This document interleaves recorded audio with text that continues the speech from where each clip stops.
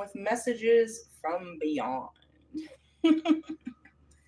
Beyond time and space. Realistically, usually is, don't you think? What's up, everyone? I am the hostess with the mostest, the High Priestess Phoenix, your spiritual this, that, and the other. In order to keep up with me, you had to see what I post on my community page, my latest live video, anything in my shorts. Where are we at? I don't know. I was about to crawl in bed for the day, and then God's like, do my biddings. Really? What does that mean? It means I can't relax. I'm supposed to get up here and do something. What are you going to do? I'm going to pull a Christ card. How about that? Let's start with our Savior. Save me, Christ. What did I say? I posted that they sent me home early, which was super duper. Really? Yeah, I was out of there. There wasn't anything really going on anyways. I had something at 2 o'clock and then possibly 3, but nobody ever shows up for that one, so I was just fucking dingle horsing anyways. Really? Yeah. Ew, the next card don't look so good. What do we got? Continue to grow. Enlightenment. No shit. Well, damn. Is that all we're going to talk about this week? Pretty much. Can I pull it out of the weekly forecast and tell you? Right there. You see that? It is rare for so many infrequent, deeply transformative aspects to occur in 1 week. As soon as I saw Kiki this morning, she's like, girl, my life. You're the only person that would understand. I was like, understand the planets are doing this. Really? She was the first one I told. Enlightenment. They make it sound like a beautiful thing. Ow. Dude, I did my morning workout with them and it hurt every muscle in my body. We don't do much of a workout, but I swear to you, it hurt every muscle, especially the shoulder rolls. Really? Fuck your Tootsie Roll, dude. Let me see you shoulder roll. Let me see you shoulder lean. Shoulder lean. That's a good song. Really? Fucking yummy jock. Hey, you with the C-section and no kids. Sorry, it was one of the funniest lines ever said in a video to me. Some of these things. Really? Yeah. Enlightenment. What is that? God's truth upon your life? They make it sound like a great thing, but when it really, really happens, it's really, really scary. And it really just is like, it's not like a come to Christ moment where you were slowly digging yourself a grave and then, you hit rock bottom and then you change your ways. Enlightenment comes out of nowhere. Really? As I'm saying this, I'm seeing Sangaru's story, my own story. There's so many stories of when you wake up. It's called the Grand Awakening. You realize you woke up at that moment. Something changed forever. What happened to me? It was a fucking conversation. You douchebag. I say that, dude. I'll say it at least once a week, if not daily, dude. I'll be like, God, I wish I never met you. It's so unhealed, but it really is. Dude, this dude jumped in my DMs and destroyed my life forever. Really? Yes. And he still lingers inside of my consciousness. I hate it. Oh, God. Are you serious? It was then. It was at that moment, in that conversation, everything, my entire world changed. I always think about the times. What is he talking about? Oh, my God. Becky, let me strap into my seatbelt. I don't know. Dan Chesborough. We should read his story. I love it so much, but I haven't read it since the beginning. Melchizedek, where are you at? Oh, I gotta unstrap myself from my seatbelt. False takeoff. What is your seatbelt? I have I wear sweaters, lots of these. I call them freaking Mr. Rogers sweaters. I have them in all colors, cardigans, whatever. And I hang them on my chair, and then I grab the fucking. I grab the sleeves and I tie them around my belly. It's my seatbelt. All right, let me tell you Dan's story when he woke up. Really? Let me see. Where does it say? Personal history, page 13. Yeah, that's about right. Who's Dan? There he is. He's on the beach of California. Check out this beach boy. He runs the Melchizedek Order. Really? Well, I mean, a portion of it, I guess. I'm not really sure. Let's talk about this guy. Holy moly. Dan's intuitive abilities came awake in childhood with dreams and feelings of being guided. As a college student at the University of Connecticut, that is not California. It was a C. Oh, see, can you say? Anyways, his life experience pointed him towards ministerial career. Following seminary training in Andover Newton Theological School, Crozer Seminary, and the Colgate Divinity School, Reverend Chesborough became an American Baptist minister. That's super funny. He came and got a priest. Shit. Shit. Shit. Realistically, that's a good story. No wonder I love this story so much. God just finds random fucking people and fucking decides, you're going to work for me. He was raised by alcoholics. I was raised on welfare and the projects on the wrong side of the tracks. The projects offered an initiation into all types of life experience: murder, robbery, rape, adultery, gangs, alcoholism, and of course, love. I learned early not to judge anyone, for your situation could change in an instant. Really? Here we go. Let's jump back down here in his shit. All right, listen. He's serving congregations in Boston, Philadelphia, Rochester, Webster, New York. At age 33, he began traveling to spiritual conferences as a teacher, spiritual counselor, and lecturer, and appeared on radio and television. His work has taken him all over the United States, Canada, Europe, Egypt, India, Tibet. Let's see. Blah, blah, blah. High school. I want to tell you the story. Really? In the first dream, I was an actor on a stage. No, I don't want to talk about your dreams. The third dream, whatever, Tom Sawyer. In addition to this, I had a Christian ethics professor in a seminary, blah, blah, blah. Where's your birthday, dude? Really? Yeah, that's when it happens. At 22, I didn't. Yeah, we're still in his 22. What is this? At 22, I didn't have a near-death experience per se. I was going on an oil painting about 3 phases of Jesus's life. Suddenly, I was surrounded by a white light and had a feeling that could not be described.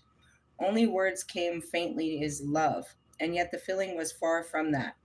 Blah, blah, blah. He starts telling about his crazy experiences. Here it is. I see your birthday. I woke up on the morning of my 33rd birthday with a feeling that something big had shifted. Something was somehow different, but what? I ran and looked in the mirror and I asked, what is it? I looked the same, but something was not that way, but something was not the way it had been. I called my mother and tried to explain it to her. I wonder if I was going crazy. She said, I don't know what to say. I think you're crazy. By the way, happy birthday. How old are you? At 33, I left my career to begin doing my work. I made a decision to leave my professional ministry.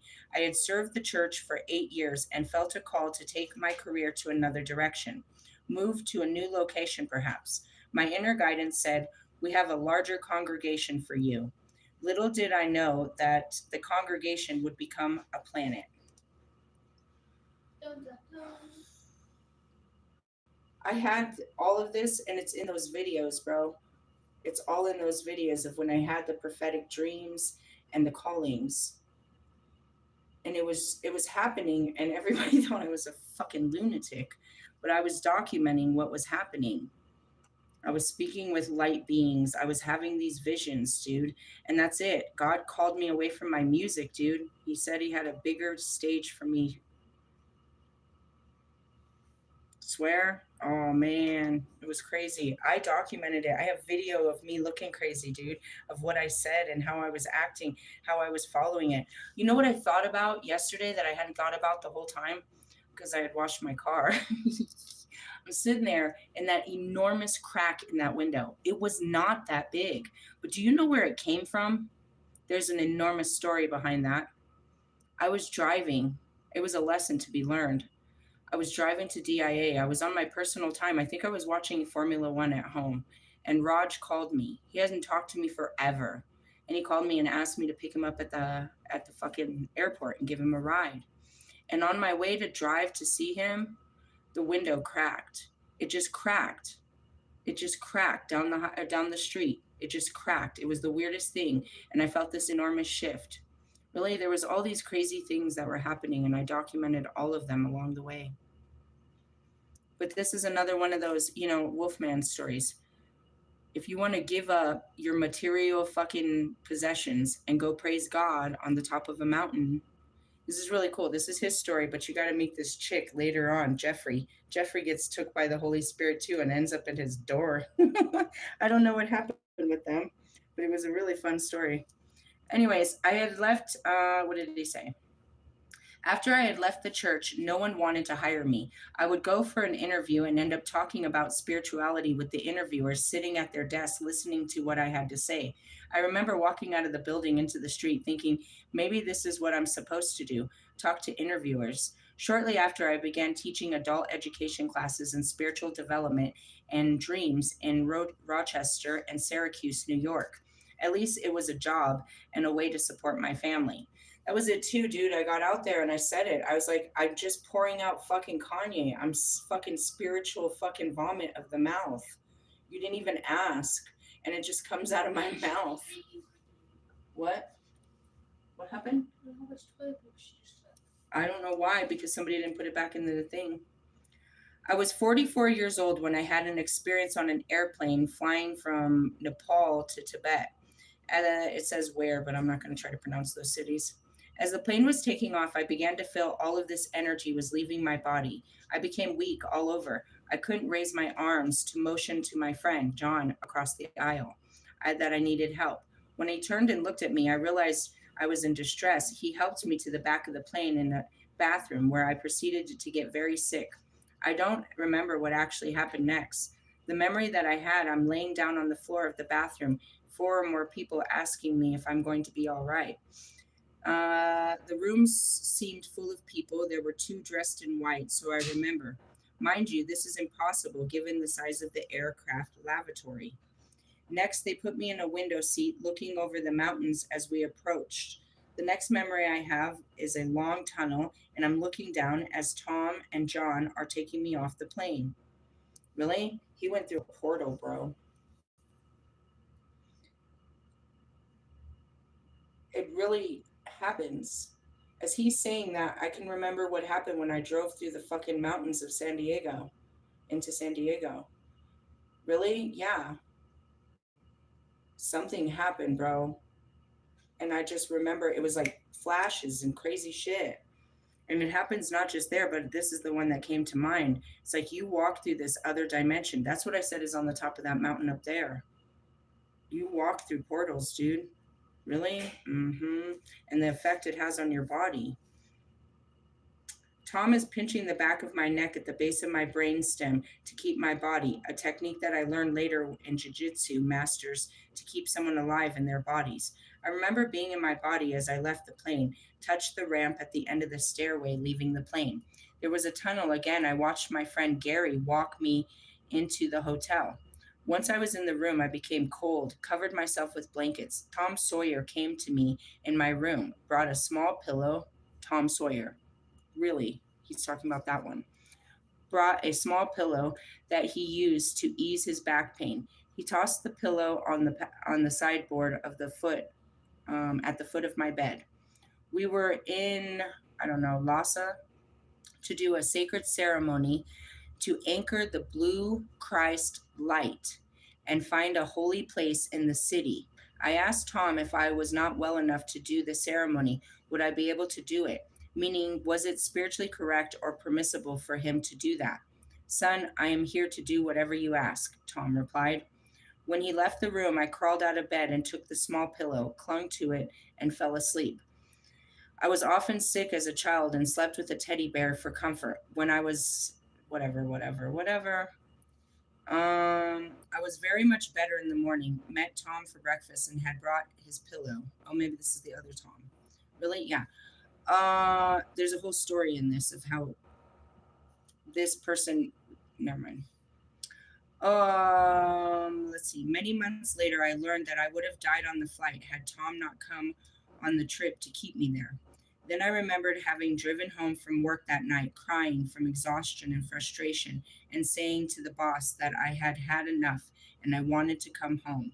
Sometime later, Tom and I met for a usual liver and onions, ew, at a local dinner and asked, Tom, how long is the flight from where he went? Half an hour? No, Dan, it's 3.5 hours, he replied. I have no memory of 3 hours of my life, but my life was to take a major turn in a year to that close call. Really? I'm just gonna stop right there. Those were just some of them. He just started going on. He started having unexplained events. Really? Yeah. I'm seeing this one right here. It's like, I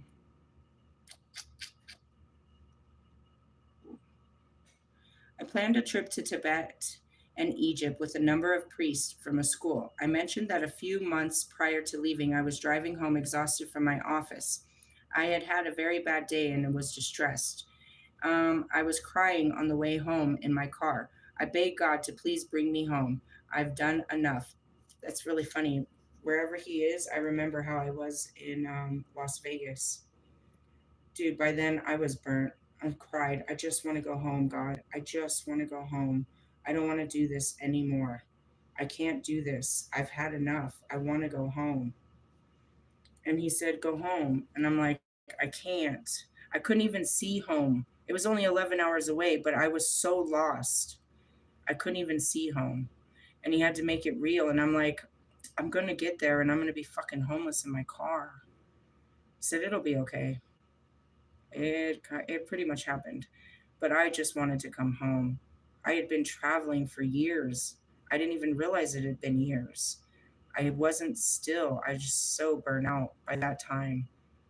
Really? Oh man. I just cried. I want to go home. I don't want to do this anymore. I broke. Under that full moon, I broke hard. I can't do this. I can't be your priestess. I got to get a job. I've got to do something with my life. I can't do this anymore. I can't do this anymore. It was really crazy because I think about that conversation I had then and what happened next. Because he told me that night, I sat there with my phone. He gave me the idea to apply for Amazon, and I had a orientation within like 2 weeks. I had to get home now. I have a job waiting for me because I knew I'd have a job if I did this, and so that gave me hope. But I had no way. The next morning, I just started packing up my stuff, and I'm like, all right, I'll bum gas and I'll get home. You know what I mean? And I started to tell the people in the campsite I was leaving, and I left a bunch of my stuff, and they gave me money. And then I ended up at the tire store, and I was fucking super hopeless when they hit me with that. They're like, you need 4 tires. It's gonna be $180. I started crying, and I was like, all right, all right. And I just got out there and I started hustling. I stood in front of the fucking liquor store and was hitting up everybody I could find to hustle the money. I hustled like 100 and something dollars so fucking fast. And then I got my tires and I had money and I'm coming home. I don't know what home is, but I am coming home. And this is over. I can be done now. Ah, fucking shit.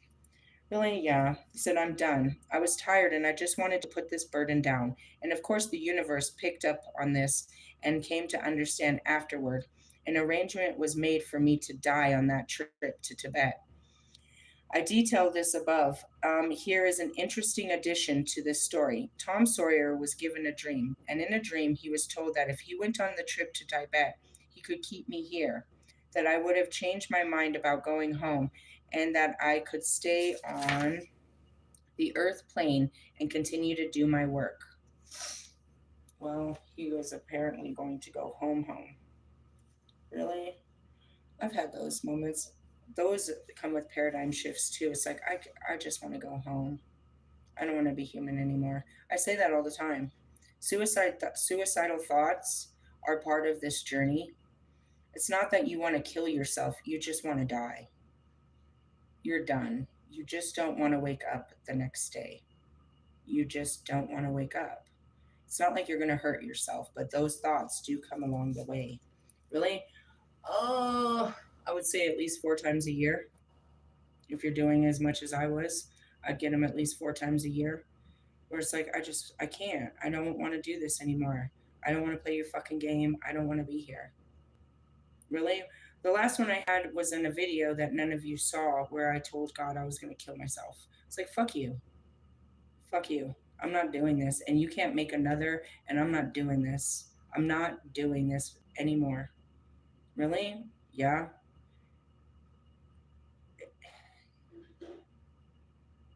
I don't know.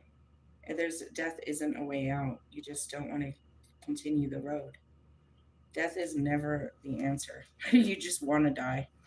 If you were to, and that's where I got into a huge standoff with him because it's the truth. There is no other. And I couldn't take my life nor anybody else. Nobody can stop what he's already planned. And believe it or not, the plan includes you. You are extremely important in God's plan, and you don't even know it. Without you, the plan it blows up because of all the people he's using you. You know what I mean? There's a big purpose in each person's life. They're meant to meet so many people, change so many lives, do so many things.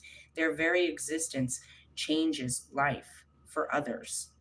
Without that person, people, you know what I mean? And you know this. I'm seeing Marshall and Proof. He needed to meet that person in his life. He wouldn't be who he is if he didn't meet that person. You don't know that, but you have that effect on people. You are extremely important in the plan of life.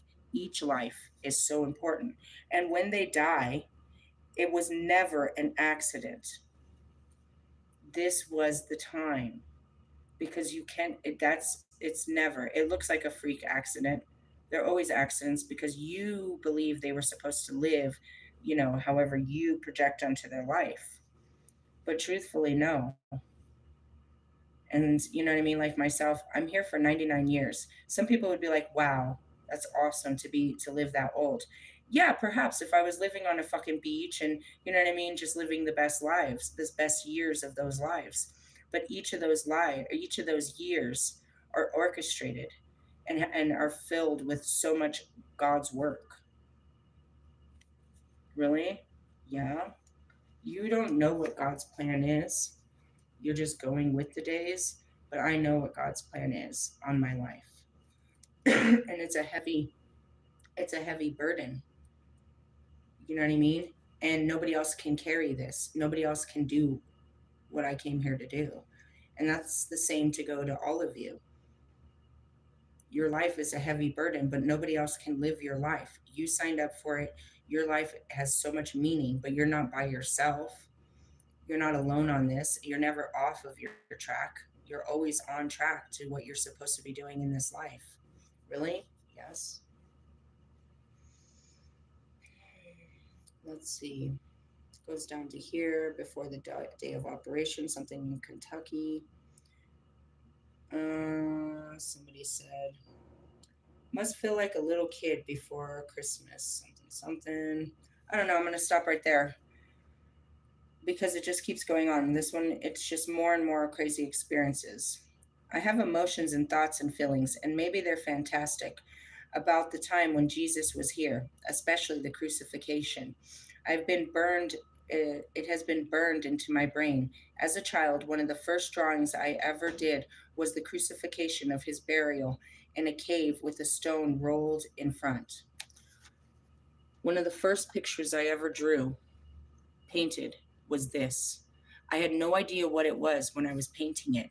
I just started with a heart, and it came out exactly like that. It wasn't till way later I knew what that picture was that I drew. Are you serious? I swear. I just drew a heart. It started with a heart, and then it turned into all of that. The Sacred Heart. I had no idea that I had drawn. Everyone else did. They saw the picture and knew I had painted the Sacred Heart, but I didn't. Truly, true story. Let's see what he's talking about. As a child, one of the first drawings I ever did was the crucifixion and his burial in the cave with the stone rolled in front. I drew that over and over until I could finally draw it on a big sheet on a linen, and one of the last times I did. I have memories of ancient Egypt, the Hall of Records, which goes back to the time of Hermes, Enoch, and Ratah. He has the memories too. I have them. Like I'm there. It's not something I've seen in a movie. I'm there. I've been there. I've seen it. I told you that. I can take you back to the fucking first day of creation in the Garden of Eden. I can walk you through it. I can draw a map of it. It was my first day. I wasn't a baby. It was my first day born. It was my first day walking in the flesh. I can take you to, and that's where I can take you through heaven. All the layers of what you call is heaven. It's not like this. It's just open space. I guess, I mean, it's not layered and closed doors and pathways. You get from here to there, but you don't walk because you don't have legs. Really? I can tell you. And that's why I can describe what you call as hell. That's not, those are just the words you call it. I can see it more than I can remember people's faces and names of this world. Really? Yeah. I can still taste the blood of being the Kali. I can feel the weight of the sword. I can remember the stance. I can feel it in my arm of swinging the sword as the Morgan. It's just a piece of you that you activate that's still there, that all your memories of that life still live within you. Not really. The gifts, I guess. Whatever. I have a lot of memories about the Crusades. I have memories of Leonardo da Vinci, and I have worked with him and very young men of the Orient, and a number of times in the realms where Buddhism was paramount. And that's what I tell you. I know them. I know them. It's a full knowing. This isn't my first meeting. You guys might first meet Christ, come to Christ. I know him. Why do you think I talk to him like that? I know him. Like we know each other. Really? The first meeting when I first got back into the light, it felt alienish, but it was so welcoming. Like I had never been gone. Like they knew me fully. Like I was like, where you been? It wasn't like a rush party. It was like, she's here again. Really? Yeah. I walked through heaven in my black, it's not robes, it's just essence. Everything up there is light and white, and I'm dark. I'm the darkness that moves through the light. Really? So, I mean, of course I turn heads, but it's not to be feared or anything. It's just there's God's darkness. That's what I'm known as, God's darkness. And the rest of us too. We're not ungodly. And I'm not casted out, and I don't dress up in white when I'm up there. No? Mm-mm. Anyways, and it's not up. I'm just trying to describe, it's not up somewhere. It's not like in outer space or something. But along with that, I realized that now in the most important incarnation, the one that I or you are in right now is the significant one, the one to concentrate on. The other ones get you here, but what I do here affects only my future, but the future may be hundreds of millions of people forever. And that's it. All of those lives led to this one. And this is where it finishes. I finishes the phoenix. And it all is determined to the next place I go. Really? It's not like I'm coming. Well, I mean, I did say I was coming back in 1,000 years. But that's how that works. They all led up to this. All those lives. I needed all those life's experiences to be who I needed to be in this life. Really? And that's what you do as a Melchizedek. You integrate all your past lives into this life. You heal, you know what I mean? You learn the lessons of those. They obviously are going to play out in every lifetime. What you didn't do or did in your past lives will play out in this life, giving you a chance to set balance to it. Then you can move on. You balance the scales all the way through. Clear the karma is what they call that, the big karmic cleanse, whatever the fuck it is. So as I told you, I went through a paradigm shift. So a new life, I'm moving into a new timeline, which is just an old timeline. I'm going to replay one of my old lives and make it right. And once I've done that, I'll play another life and make it right. And in the making of all of those right, I show the right way to live and all to all life, which is this affecting, what did he just say? Millions of people, something like this. I lost it. The one that gets you here, but what I do here affects not only my future, but the future of many hundreds of millions of people forever. So it is important that I do not falter about what I have given to do during what I'm given to do during this time. And that's it too. I have to, it's already done. I've already seen the ending. Why do you think I'm doing it? Why do you think I wanted a relationship? Because I saw what it would bring me. I saw it. I felt it. I was there. I didn't make it up. This is something I've never seen in my life. It wasn't something I was imagining and I've been thinking about my whole life. This wasn't a dream or a passion or desire. This was something that I seen. I was there. I was in this, meaning it already happened, as well as the end. If you want to know the most wicked scenes that are hidden in my mind, it would have to be what happens at the Vatican. Those are the most wicked scenes of the book of Revelation that I see inside of my mind. What happens? I just take a stroll through the Vatican. It's just a dance. I go and dance through the Vatican, and that alone activates the light of everything in there. And I can't even really put into words what happens next.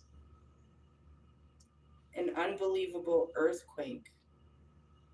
It falls, it cracks from inside, just like what happened when Jesus was crucified. How the temples cracked, the veil cracked, everything cracked and started crumbling in. That's what happens in there.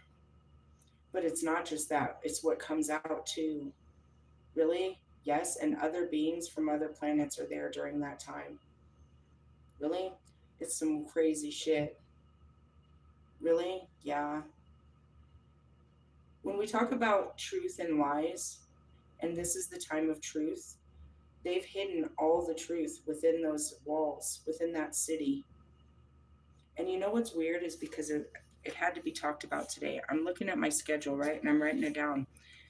Today we have Catholic mass, and then they had rosary prayer, and then afterwards it said patriotic rosary prayer. And I'm looking at Terrell, I was like, what is that? He said, I don't know what any of that is. I was like, well, a rosary is I don't, that's the one thing I don't teach over here is Catholicism. And I was like, damn, we're gonna have to get into this shit. Really? Yeah, but a rosary is they take that little, their necklace, and there's certain prayers for each of those beads.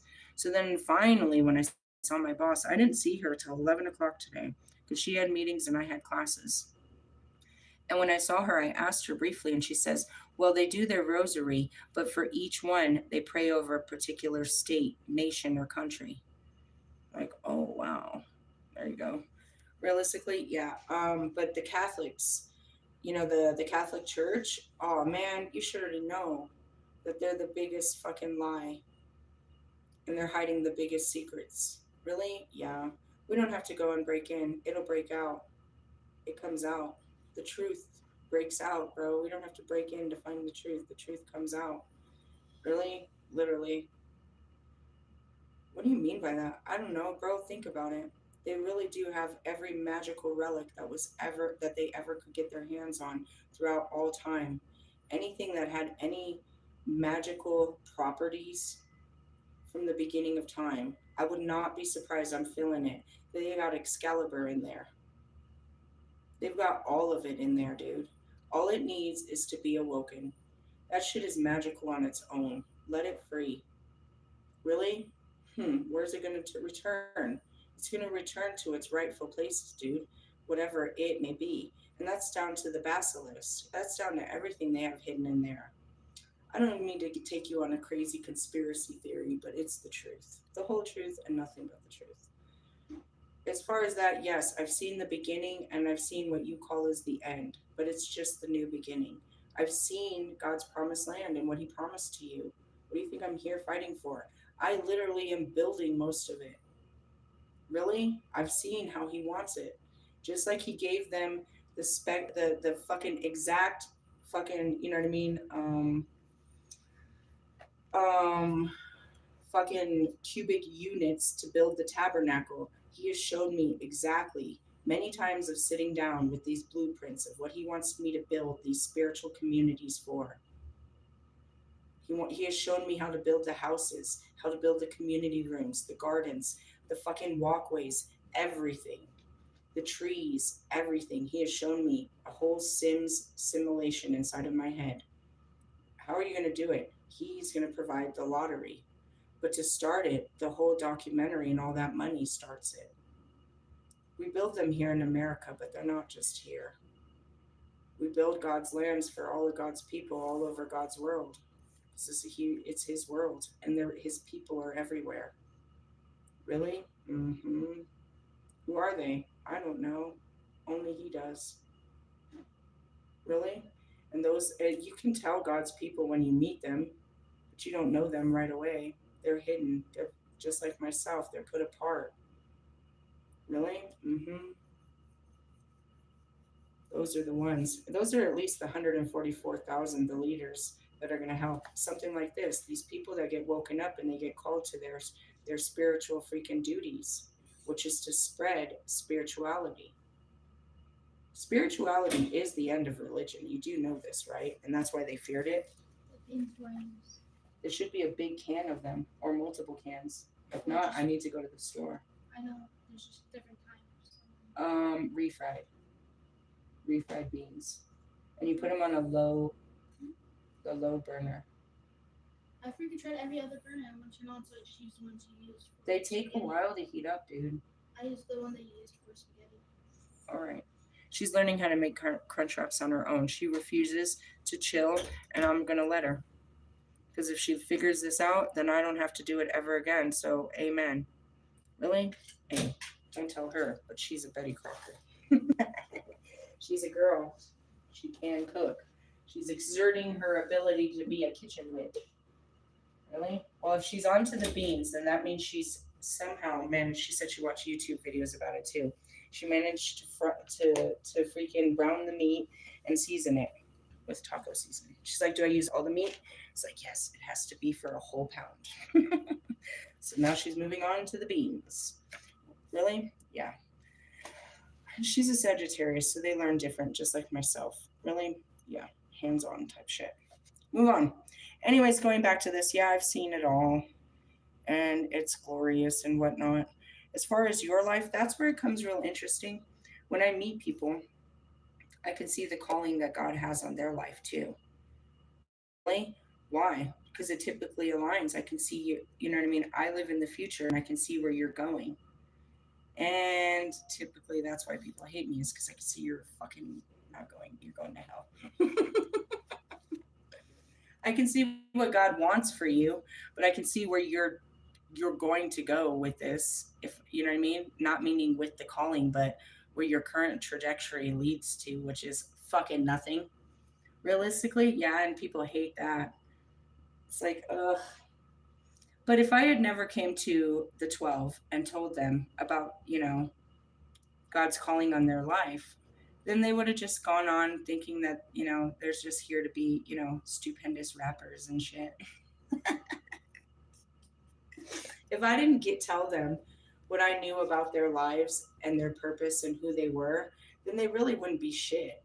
They'd still be trying to, exert some kind of fucking authority or dominance in this life, trying to make themselves important. Do you know how to use it? No. No? I don't know how to use the pen opener. Oh, it's all right. You take it like this, and you put it between these two, right? So you're going to put it in between, and you squeeze it, and it'll pop down. Ready? And then you can turn it. It turns by itself. I don't think I want you to drop it. It's not gonna, because I'm squeezing it together. If I loosen it, I'll drop it, but I'm holding it together. My hands was cramping when I was doing the meat. Push it around. That's why I told you to break up the meat before you put it in. Here. Use that little blue spatula. I use the blue spatula for that. It's better to stir with. Got it? Teamwork. Really? Hey, she's gonna be somebody's great housewife. But you can't say the same about your little girl. Moving on. She's currently running around with, a man-do, and I don't know. I'm just saying. I'm living my own dream here. She's probably not going to be nobody's wife. She's on the butch side of all that bitch shit. All right. Anyways, what did he say? I have memories. Yeah. So it's important not to fuck this up. Will I be back here again? I would love to come back. Truly, I like this place. For a while, I didn't, but I'm curious. And that's what happened with Azrael. I started begging, can I just get out of here? They're like, you could leave sooner when you're done, but you'll miss all the good times. Really? Yeah. But I'm curious. I want to come back to see what they're going to do with this because it's kind of like a science project. And that's why Benjamin Franklin's here. He's like, oh shit, he's back. He's like fucking Albert Einstein next door in the other room fucking around. It's like, what is he gonna do? Really? Seriously though. It's like, what did you do with my work? I'm back. Really? Mm-hmm. You plant a seed and you walk away, and then you come back to see how it's developed or not. This is really an interesting place. What they do with history, what they'll do with the politics, what they'll do with religion, it's anybody's guess. But the future is totally mutable. We have an impact here, just as in the beginning of it. It will play itself out for a couple hundred years. I would be very interested to see what result. I'm assuming I could be aware without having be here or having to be here. But I do enjoy this place. I love the earth. I love the things in the earth, the beings and all. This is a cherished place. This is the Garden of Eden, and who wouldn't want to be here? It's exquisite, and it continues to change, always nothing stagnant. And it's God's body in the form. God's will becoming, which is really exciting. Some folks have asked if they and I have been together in other incarnations. Hello, twin flames. It may be hard to understand this, but I have a sense that I know someone but don't remember them. Then there are some that I remember and I know, and has been fun and interesting to be here with them again and again. So I have no doubt. It's neither an accident nor a coincidence that any two people are in each other's lives. Really? Yeah. Started with the twin flames. What are we doing here? Oh, that's the contract. I can go back to when we signed it. I remember us sitting there almost like little kids. We're all just goofing off, talking, sitting there. I'm like, all right, everybody, sign your contract. Really? Yeah. And we just sign it. We scribble it with our favorite little color. We put our little sigil, our little name, and away we came. Really? I'm not sure why I do know now, but I couldn't figure it out why we were all weird ages and stuff when we left at the same time. How did you know what I mean? How did you get here so fast? Why are we so many different ages? Really? It's kind of funny throughout the ages. I don't have many lives. I can't remember them through all times, but I can remember the time I need to with each of them. I can remember 4 lives with Marshall, 4 of our lifetimes. You know what I mean? Russ is Lucifer. Oh shit, that's just forever. He's just an energy, a lingerer. There's Adam from the beginning. You know what I mean? I remember, and that's what I brought up yesterday. I was like, fucking Osiris. It's like we ruled Egypt together. Did we? Yeah, we sure did. Really? Yeah, it's a great story. I was there. Really? What hurt more was after, because I was still there watching when Moses came. I watched all of that. Really? That's all we kind of do when we're not incarnation. And that's what he said. When you're not part of it, when you're not in the game, and that's why it was such a big deal. Lilith's incarnating. She's putting on the flesh again. And everybody was like ready to go because this is it. This is the big game. You guys ready? We're going to go be human again. No way. Yeah, we're going to do the big one. It's the end. Look, it's the end. We're here. It's the end. Who's coming with me? And that's where it is some of them know, but they're still moving. They're all part of this big ass movement. It's the end. Really? Yes. And most of them came. Hell yeah. It's the end. I'm going to be there. I want to see this. I want to be part of this. Yeah, it sounded good on the other side, didn't it, though? Here we are again. And that's where it is. Remember who you are. Fucking around in the skin. You're over there. I really like my skin. Can you stop, please? Focus. You fucking soul. Seriously. All right, anyways, let's go to your enlightenment. That was his story. And there's crazy stories, and I have one. And that's what I'm famous for is my story because I fucking got it on video. The whole thing. I tried to tell Wolfman he should start documenting this whole twin flame thing that he was experiencing with me. Really? I don't think any of the boys did. Could have been a great idea. I did the whole thing. Really? Oh, fucking shit. Let's talk about this fucking enlightenment that you're about to go through. It was in our 10-day energy. Remember? Knowledge, wisdom, illumination, revelations. Yeah, told you. Page 35. How you doing out there? She's doing all right. Screwing up. All right, continue to grow. In my Father's house, there are many rooms, is a teaching from Jesus. I told you. What are they? That's where they all are. They're not rooms, I guess. I don't see them as doors. There's no walls. There's no partitions of it. It's like you're here and you're there and it's everything. It's like open space. Really? It's not like I don't know how to describe that. That's stupid to me. Really? There's no walls. There's no doors. There's no stairs. There's no structure. They say there's levels, but there's no it's not like you climb something to get there or walk through something or something. Really? Anyways, is a teaching of Jesus, and one should remember when we consider that the nature of enlightenment. In God's house, the kingdom of heaven, which also exists on earth, all are welcome. Diversity is, I'm seeing Bob Marley. I talked about that. That was the last thing I mentioned last night was Bob Marley. Today in trivia, was the question was all, what, I don't remember what the fucking question was, but basically it was all, Get Up, Stand Up is the anthem to what genre of music? Get Up, Stand Up is the anthem to what genre of music? That is the anthem to reggae music. When you hear that song, that's the anthem to reggae music, according to trivia. Really? Yeah. Get up, stand up for your rights. Really? He told you that. You had to make heaven on earth. Experience it here, not somewhere else, because this is where he created it. Really? He created this experience to be that for everyone. They made it hell on earth. Really? Oh, and you wonder why I feel so much at home. Anyways, I'm no such word. All right, all are welcome. Diversity is encouraged, and different faiths and beliefs are equally respected, reflecting all of the ascending masters working together. And the man-made divisions are redundant. Here, there should be no condemnation or suspicion of how others experience spirit and God, or any desire to be right and the only one holding the truth. Instead, we are invited to sit energetically in a circle with our fellow brothers and sisters to witness each other's journeys underneath the same roof, which in our world that would be here to in our world that where we are here to experience.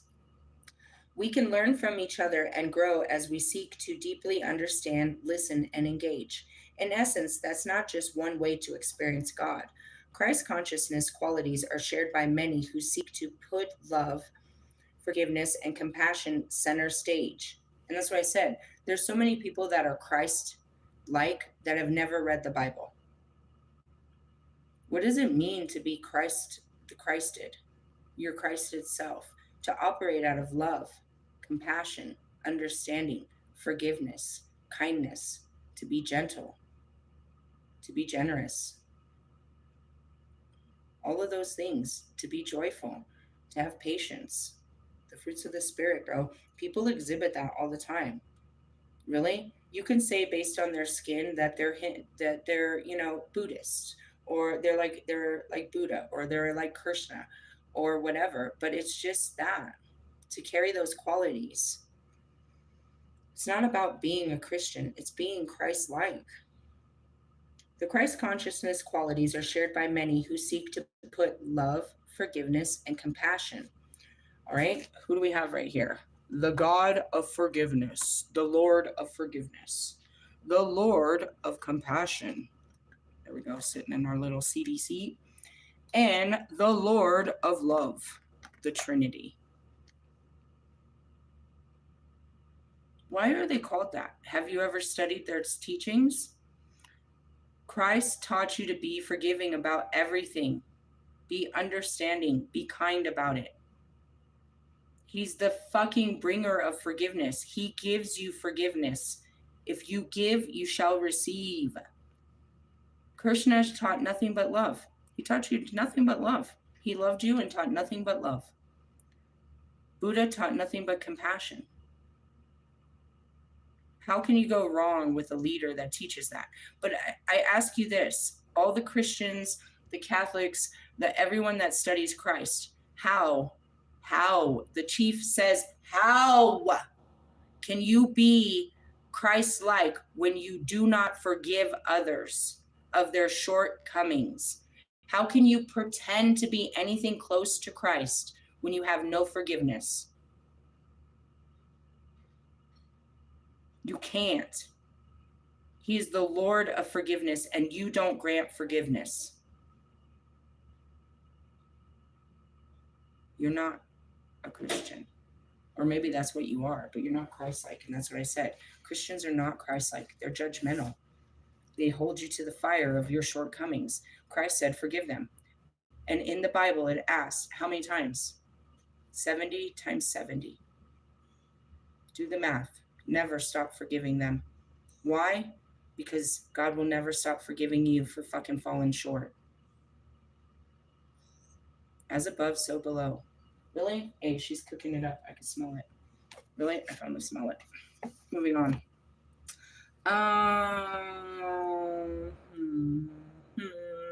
Where was that? Let's see. We need to remember that we all come from and go back to the same energy of creation, which is love. Realize too that at any one time we will be working on different parts of enlightenment path, requiring tolerance from each other. Since what you may want to what you may have to master, others may just be learning, and vice versa. We also are seldom aware of our others' soul contracts and lessons already completed in other lives. Wherever we are now, though, will require introspection of ourselves, absolute honesty, and willingness to adapt, change, and be open to what arises. So often there's a misconception of spirituality is just about love and light, and where these are the most powerful energies at our disposal. We become truly enlightened only by being brave enough to go into our darkness and shadow. And I said that to Kiki and someone else today.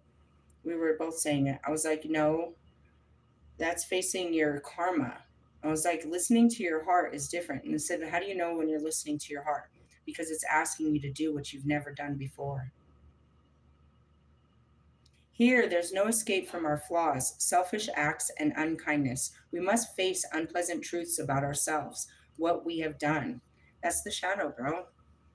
You're not supposed to hate yourself. You're supposed to understand why you've been this person. Why are you this person to people? Why are you so unkind?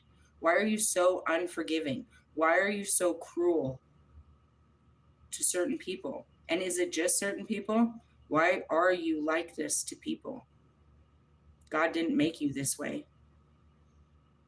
He didn't make you a liar. He didn't make you a drug addict. He didn't make you a killer. He didn't make you a thief. He didn't make you fucking bougie. He didn't make you none of this. When you realize that this isn't who you are, just things that you're doing, you can start to have control about this shit. But only after you understand why you're doing it. And that's it. That's why I don't like the twin flames. Every time I face you, I got to face something about me and I got to fix me while you're sitting there unhealed, just living the best of your fucking unhealed life. What? I think I fulfilled it, and then this freaking tortilla started breaking on folding it. Yeah, they have to be heated up. The tortillas, you have to heat them up. There's a whole. You didn't tell me you were on to the next stage. I've been there. All I right. just waited for the cheese and stuff. It's already in the ground. Waiting for it to simmer. Can you pause for a second? I want to show her. Give me one pause. Really? Yeah, I want to show her how I built one real quick. She just needs to see it once, and then she'll know how to do it.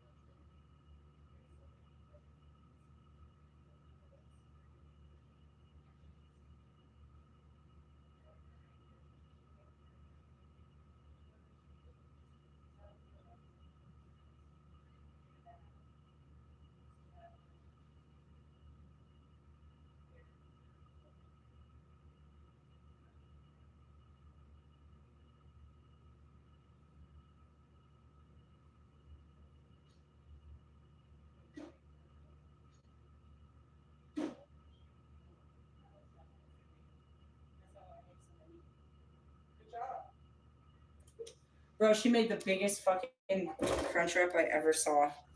That motherfucker is like that thick. Seriously, seriously, dude. I'm proud of her. She did it. She knew she could do it. She'd been watching me forever. I'm very proud. I raised a little seedling. Okay, let's go back to you little seedlings here. Your shadows. Really, it's just moments, and especially on Monday, I was like, did Kobe come and show you how you should have been better? Kobe would be like, he'll replay what I said to somebody last week that was all types of fucked up, and I'll just be sitting there with Pac laughing twice as hard, and he's just like, that wasn't the answer. Like, can you just get a grip on yourself? This is not cute. I think it's fucking hilarious. And that's where he hit me with, what was the last thing he hit me with? I did it nonchalantly. He's like, do you always make fun of the guys that you love? I was like, yeah, I kind of do make fun of people, don't I was like, all right, try to stop making fun of them. I was like, I can't. It's fun. It's like, you're taking away all my fun. You're just trying to make me a good person and stop hurting people's feelings. Realistically, I mean, who thought? Really, just all kinds of shit. They're like, I was going to go fuck that dude in this forest. They're like, can you stop this? Do you even see any? What's wrong? What's wrong? What am I doing now? So it's like, I don't got time for you, dude. Everything I'm doing is wrong, and they're trying to make me better, and I got to just work on myself. I can't. If I look at you, I'm going to point fingers at you. Hey, you need to fix that, dude. And I'm be so busy trying to fix you that I forget that I'm all kinds of fucked up. Really? Yeah. And that goes back to the N word. I think I let that slip once this morning, last night. I don't say the F words. I stopped flipping people off. I've done so many changes of what I used to be, just my typical behaviors. Really? And then sometimes I just do it again. And it's not so terrible because I realize, wow, you haven't done that in a long time. That was when I flipped those people off last week. I was like, wow, I haven't flipped somebody off in like 2 years. That is so good. I will flip you off to your face. Really? Say something. I was never scared. No, I fucking double dog you dare you. Say something, bitch. I fucking say something. Really? I don't know. I'm just scary. It's like, don't worry. I got us. I got us, bro. I got us. And that's where I was like, if I don't get us, then God's for sure got us, because I'll get mad. I'll get mad that you didn't take care of it. I could have done a much better job. Don't make me call Pac. Seriously, yeah, and that's where it is. Your unpleasant self, the unpleasant truths about ourselves, what we have done. Oh yeah, I love those when they bring up, all the times that we gave our body for love and all this self-sacrificing and how we fucking totally played stupid and we let people take advantage of us and all this great shit. Or when we fucking got over on people and bullied them and used them and got... I love these self-reflecting moments. Really? Yeah, it's like, here, there's no escape from your flaws, your selfish acts, your unkindness. You must face your unpleasant truth about yourself, what you've done, how you think, and where you've been. God never judges these parts, however, and neither should we stay in shame, but instead bring love to our pain and ugliness to heal. And that's where it is. I was like, you can't accept the ugly me, then you don't get the pretty me. Because realistically, that's all I was ugly.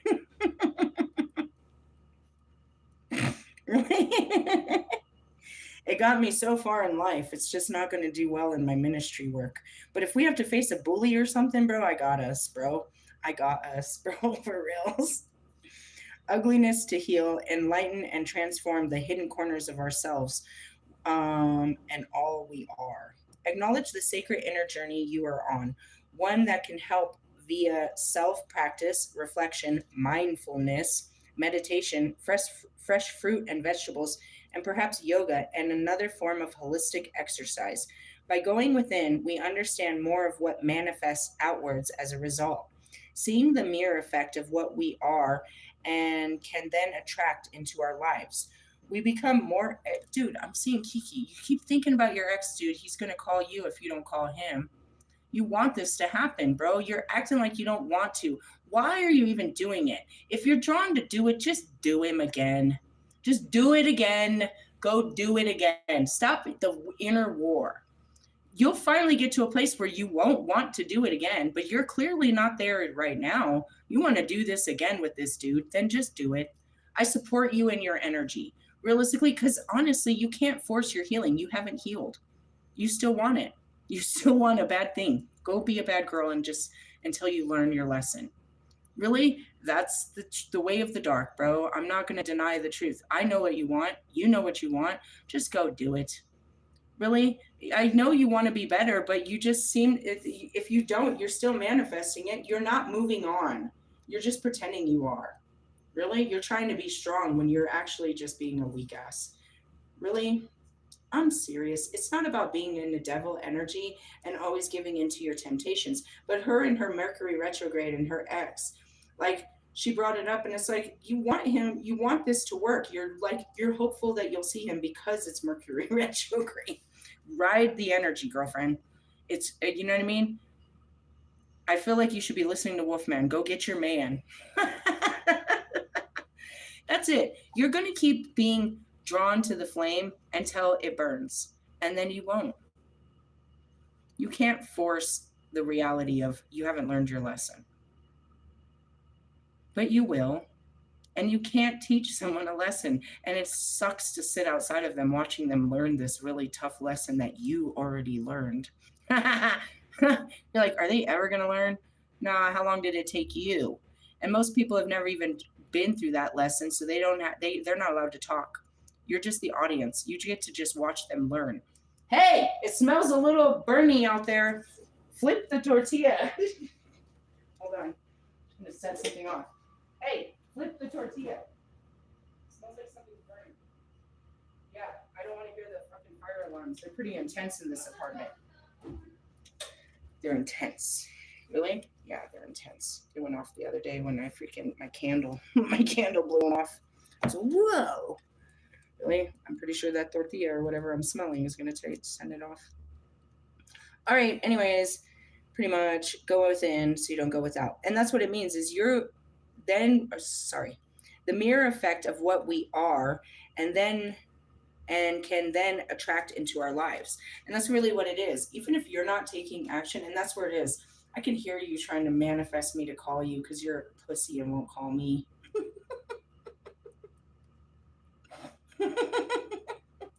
Really? I'll do what you can't. I'll reach out because you're such a wiener and can't. Realistically, it doesn't change anything. And that's the thing. It's like it doesn't change anything. Seriously, you're just manifesting madness. All of you are. And that's where it is. You want something, but if you got it, you'd lose your mind. So you really shouldn't probably ever have it. Really? That's probably the same thing. I'm projecting.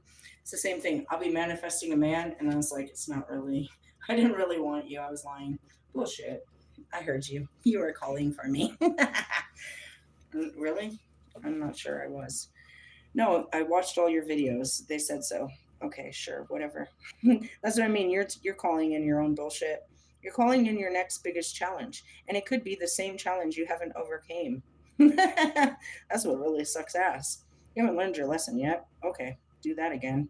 A couple more 100 times, and you might learn, and maybe you won't, and you'll just keep burning yourself on this situation. Really, it happens. Some of us, we just suck at it.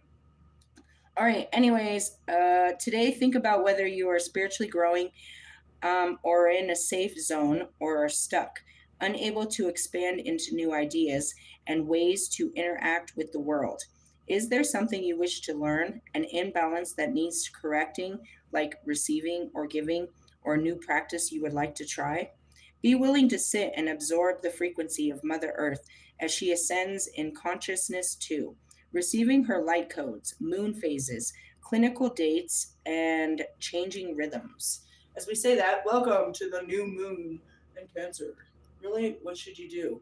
You should be sitting underneath it, under the first light, thinking happy thoughts of what you want your family, what was this one about to be? Your home and family life to look like. Really? Yeah. What you want that to look like. Seriously, yeah, giving praises and stuff like that. And then as far as that, moving through the light codes, the moon phases, the cyclical dates, definitely. We've got Lugnasa. I just put that up here. Where is it? We got Llamas coming up on August 1st and August 12th. We have a freaking eclipse, a big killer one. It's the eye of the eclipse. Really? Yeah. All kinds of energy we're working with. Let's see. Being at one with your body's energy system and listening to its needs helps you respect the temple that holds your soul in this lifetime and serves you well. Really? Yeah, here's the card again. And it's like, when you pray, if you do, you go into a quiet space and you just send out thoughts through your head, right? You're not speaking out loud, or are you doing the rosary prayer where you're saying, you know what I mean, repetition words over and over? Are you saying them out your mouth or just out of your thoughts? Okay, well, that's how intentions work. You're always sending out those thoughts. Thoughts are intentions. Prayers are intentions. Spells, hexes, whatever. You're telling the universe, you're pouring out your thoughts. Maybe not out your mouth, but into the universe, and universe is listening. Really, if you speak it, that's a whole nother pour out. And that's what I said yesterday. It's like, I don't have to seek it. I only have to think it. And Lord forbid I speak it, because now I created it. With my words, I shall create. And I come from the 11th dimension with Metatron. So our thoughts become manifested. Anything I say turns into something. And it came from an idea. So you have to watch your thoughts for sure. And that's it. It creates without even saying it, because the universe is listening to your innermost thoughts. Now, going back to meditation, it can look all kinds of ways. Do I sit there and hold my fingers like that? I used to make jokes of it, but when I'm sitting there holding a joint, it kind of looks like that for real. Not usually, but I do sit like that with my arms like that. I turn on music and I'll sometimes sway to the music, or I won't. But that's what meditation usually looks like to me. Really, I usually sit in that kind of way. But I can do it at any time where I can just black out. I can just, you know what I mean? Breathe myself out of my body. And that's really what it is. But mainly, most of the meditation work is sitting in your body and just working through your thoughts and your feelings, keeping your channels clear. Because all of the serious power is what already lies in you. You go outside, you have an experience, and you gain wisdom from it. All that wisdom of that experience lives within you. All your life's experiences live within you. Every life's experience lives within you. So spending time in these memories, wherever they might be, if you go back to your graduation day, if you go back to the day you were, you got married, or when your child was born, anytime you go back to these experiences, there's wisdom, there's love, there's knowledge, there's power in your memories. What you're avoiding are some of the most powerful memories. And those are the dark ones. The things you're running from, we call those the shadows. The other side of you. People, they look amazing and they smell good. You turned off all the burners? They look amazing. They look very thick. All the stuff Let me see. I'm going to show the world what she created. She all the created a toppings very and then the thick crunchy ass thing. crunch wrap. I'm gonna eat that one. That one's CJ's. Yeah, that's So good. it was like the least amount. Wash your hands. I'm gonna do the dishes right now. Don't worry about them. We can load them into the dishwasher. When there's that many, fuck that. I usually wash dishes by hand throughout the day because it's only a cup or a spoon or something. But when there's all that, no, we got a dishwasher for all that shit. When there's that many dishes, we put them in the dishwasher. That's just too many. Really? Yeah, to make that shit, dude, you gotta like use every pan in the fucking thing. She's so proud of herself. He's gonna be begging her to make them all the time. That's super cool. I'm really excited about that. Seriously, yes. That's some grown shit. Anyways, going back to it. You're only showing people, and that's the mirror effect. You're showing them the reflection of you, but not the true you, which is the darker side of you. That dark side is what comes over you when things aren't great. And so to deny that part is to deny a good portion of who you are, because truly things are not great. And that part is always going to take over every time things are not great. That is your coping mechanisms. Those are your reactions. Those are your poor behaviors. Those are your addictions, your patterns, all of this shit. When people, you know what I mean? That's where all of that is. The dark side of you comes to light when things get dark around you. Really? Understanding the dark and allowing it to be integrated into your life keeps you balanced. Always pretending to be a love and lighter and then finding out, you know what I mean? That's denying your true essence. And that goes back to the priests. Them pretending that they don't have physical desires for women all their life, giving up this desire and saying, I can't do this. I'm not supposed to. I'm not supposed to. I'm not supposed to. I'm not supposed to. You can tell yourself what you can and can't do, but your true heart's desire is the truth. You're just telling yourself what you can and can't do, but that's not true. You're told that. And that goes back to their celibacy, their vow of celibacy. That only became a practice in the 1600s. Not all priests were that way. And there's many reverends and priests that are married. And they're better at their job when they have a wife and they have children. They have more understanding, they have more connection, they have more compassion because they are part of real life. They're part of a real family structure that has real trials, real tribulations, real experiences and testimonies that they can share with their congregation. When you set yourself apart as a person that lives like nobody else, then nobody else can, not that they can't attain it, but nobody else can relate. And that's kind of where I am. The way that I live, nobody else can really relate. But then there's always these cool memes that says there's people like me. There's people that do the same things I do when it comes to meditation, nature, you know what I mean, what they seek in their day-to-day experiences. So I'm not alone, but it gets kind of lonely trying to find people, and that's what it is. We're wanderers. We're outside, we're in nature, we're sticking to ourselves. It's kind of hard to find a community of people that's just their way. Really? Yeah, our way, you know what I mean, until we wander up upon each other. And that's what's really funny is we do find each other.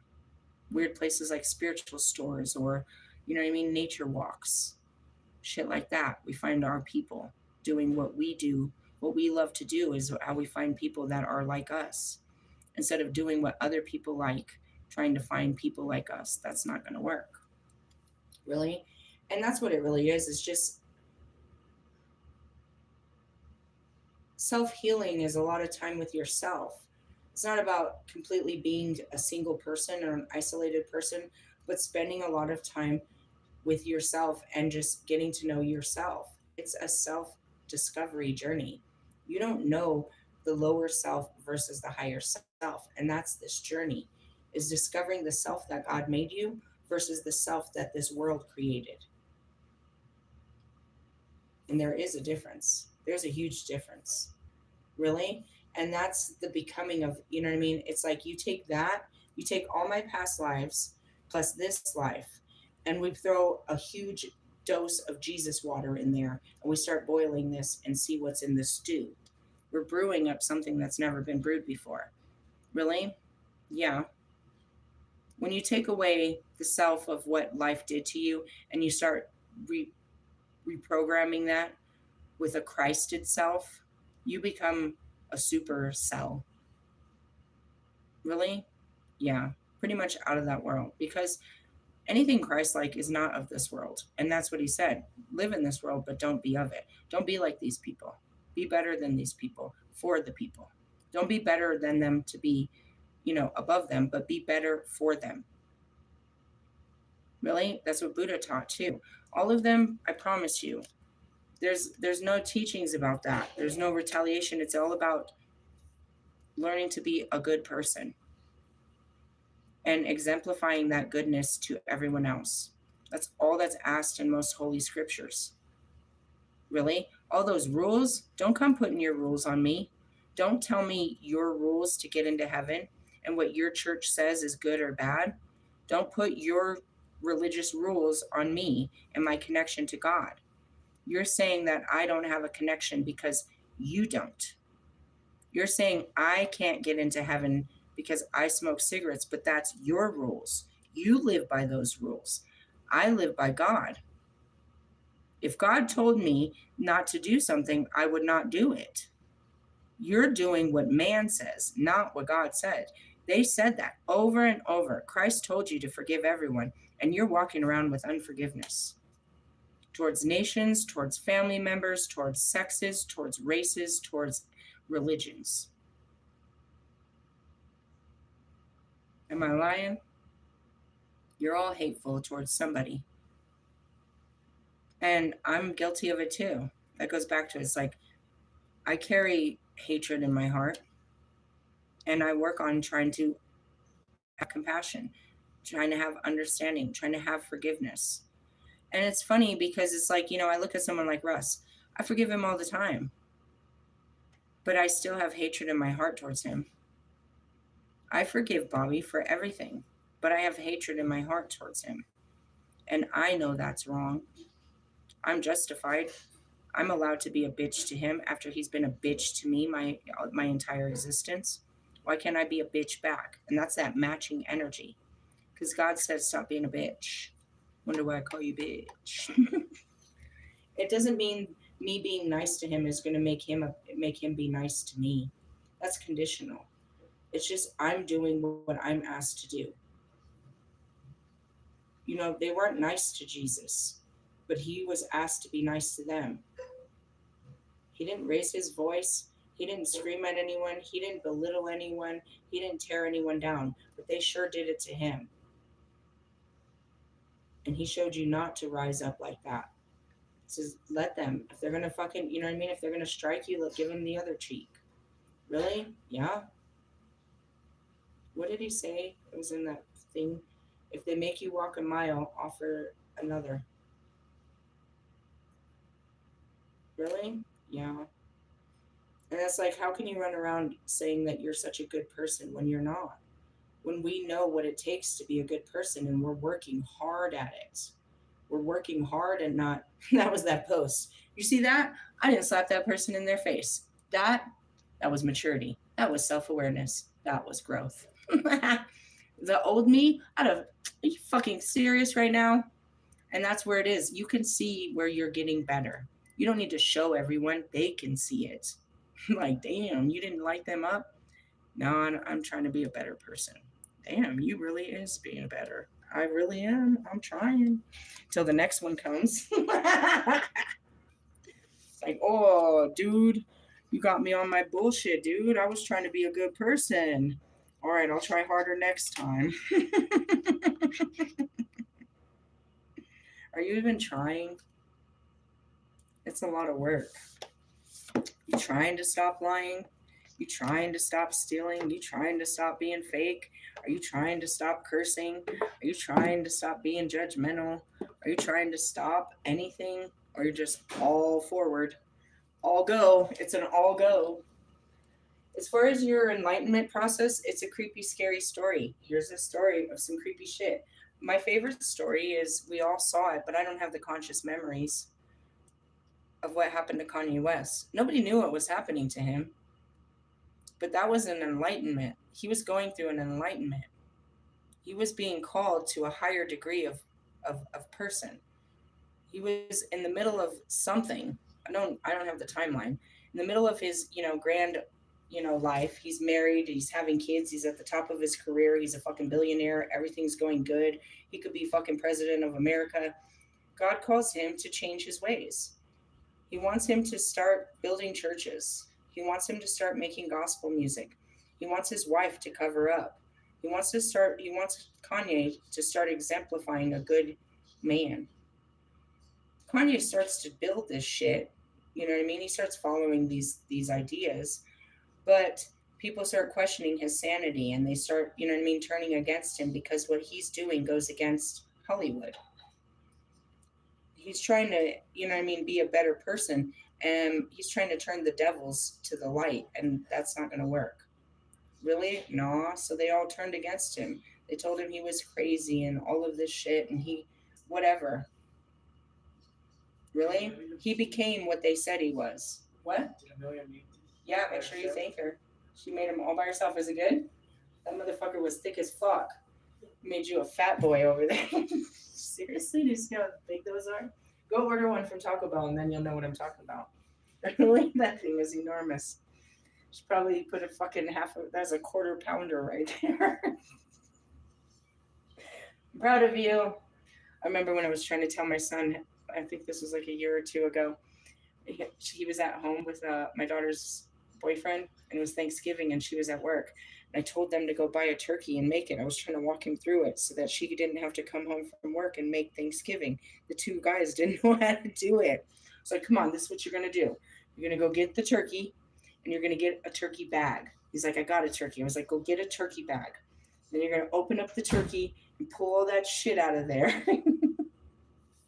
Really?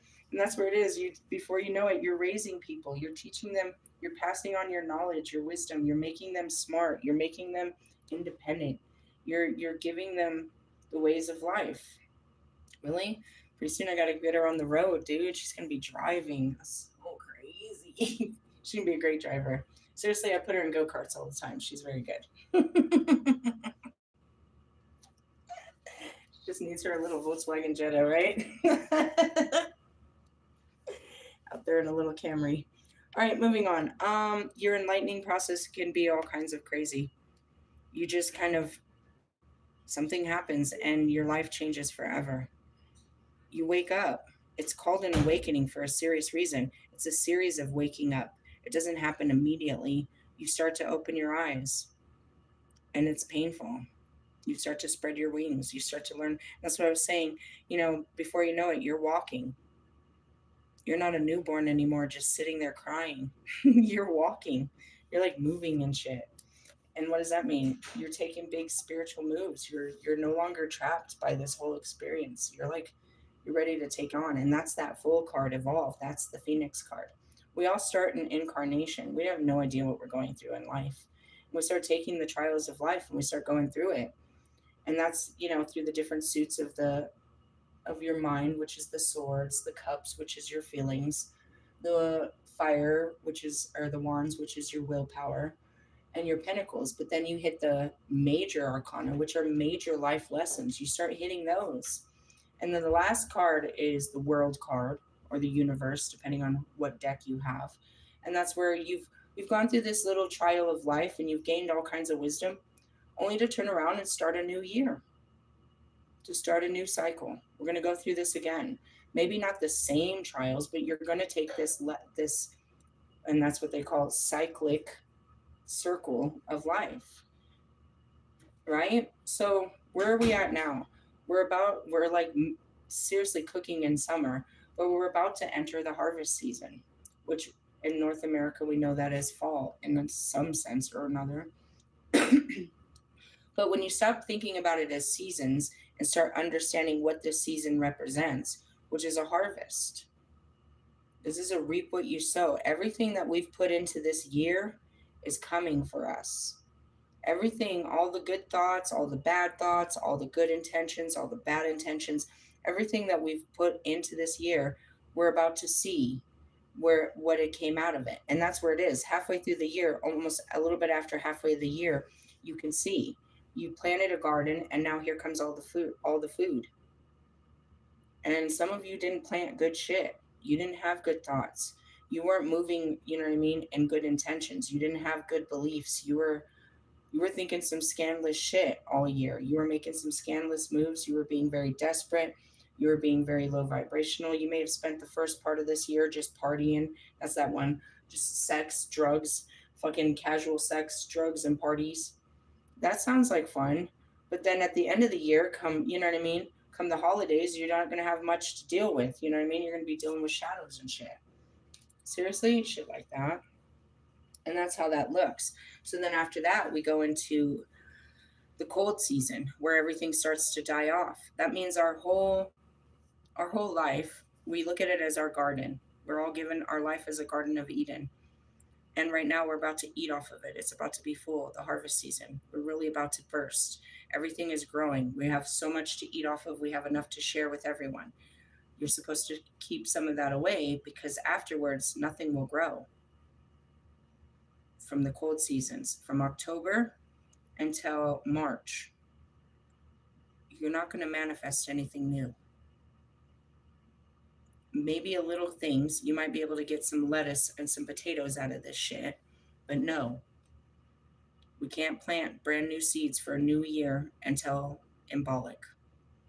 And that's where you start learning how to work with the energy and what you can and can't do and why it's so important to work hard, during certain seasons and when you can actually relax.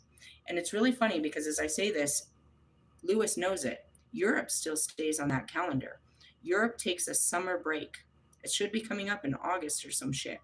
They take this weird summer break. F1 does it too, but Europeans are big about it. It's like in the end of summer they take their break. Most of Americans can go crazy as soon as summer starts, the beginning of summer. Really? Nope, they take a break. It's like something like, I don't know, a couple weeks, 6 weeks or something where they just relax. And there's actually like a whole week or two where factories and a lot of stuff is closed. It's like an official holiday time where people, it's like downtime. Really? I think America should have that in January. There are 3 weeks into January, into February, where nobody has any energy. Nothing good comes from it. We should just stay at home and stay in bed. The weather sucks and nothing good can happen. And that's why they do that stupid daylight savings and shit. They're trying to save time. They're trying to give you energy, trying to work with the days so they can get more production out of the day. During January, no. And that's why they should do it too during the end of summer. It's too hot. Nobody should be out in the fields. We're done. We're done for the summer. Until that sun rests a little bit, everybody's done. We're not going to kill everybody out in the cotton fields. Really? I'm just saying. Something like that. And that's where we are. So today is a manifestational day. Today you sit out. You can do an offering like I do. Did I do one? No, not yet. I haven't gone anywhere though. I came home from work and changed my clothes and stayed in bed. But I don't go out until the sun gets on the other side anyways. From 3 to 6 in Colorado, it's like the hottest. Seriously? Yeah. But I can easily go put together one and put it near my house. I have a little open space where I do offerings. And we do an offering to the gods. We give what we have from our table, and and we ask to be replenished. So what we're manifesting now is a happy home life. You're supposed to be focusing on your family and your home life, what you want that to look like. And with that, keep in mind the holidays. What do you want to do? What does that look like? Do you want to have some friends over? Do you want to have, do you want to curl up and get pregnant for the I don't know what that means. Realistically, are you ready to have amends with some family members? You start manifesting this shit now. Plant the seed now so that when the time comes, it can grow. And that's when we should be thinking about it. It's like, maybe we don't really want to, curl up with the family members. And it's funny, I told Mary Jane that today. I don't know what we were talking about, but I was like, well, whenever you want to come out, just let me know and I'll buy you a ticket. She's like, no, Ma, it takes all kinds of planning. I said, it doesn't. It's a weekend trip, same as going to Mexico. I'll buy you a ticket and you fly here and you fly back home. It's a weekend. This isn't a big deal. Realistically, and I told her, I was like, right now is a good time because I'm not putting all my money into bills just yet. But that's what I said, and I already put the idea out there. Come see us. Come spend a weekend with us. Really? Yeah. And I know you can't do it. You never are in a position. I don't expect you to be in a position paying all your bills that you can just take weekend flights. That's just so not realistic. But your mother is in a place where I can. And that's a good thing because I used to always be in that place. I used to be able to do that all the time, especially for the holidays. And that's what I told her. And so that's where you need to think about. Where are you with your family? Are you ready to, you don't want to spend family, you don't want to spend this Thanksgiving fucking facing your family trauma anymore? I applaud that. So let's think about, what are you going to do? How are you going to break tradition? It's a good thing. It's breaking tradition is building a new tradition if you copy it. If you do something this year for your holiday that you've never done before, and then you do it again next year, you've created a new tradition. And that's how that works. So, many of you do that. You do all of that for a plate of food. You go and sit in a painful place and relive painful memories for a plate of food and loyalty to people that disrespected you and hurt you and still have no respect for your adult life. I don't agree with that. Now, if this is the only time of the year where you can get around people that you love and care about, and you really love spending time with these people, you're very lucky, and I understand that, and you should be making those plans and arrangements. Realistically, though, across America, it's the worst time to travel. It always snows on Thanksgiving, dipshits. Always. Realistically, yeah. Maybe we should get together for fucking Halloween instead. I'm just fucking with you.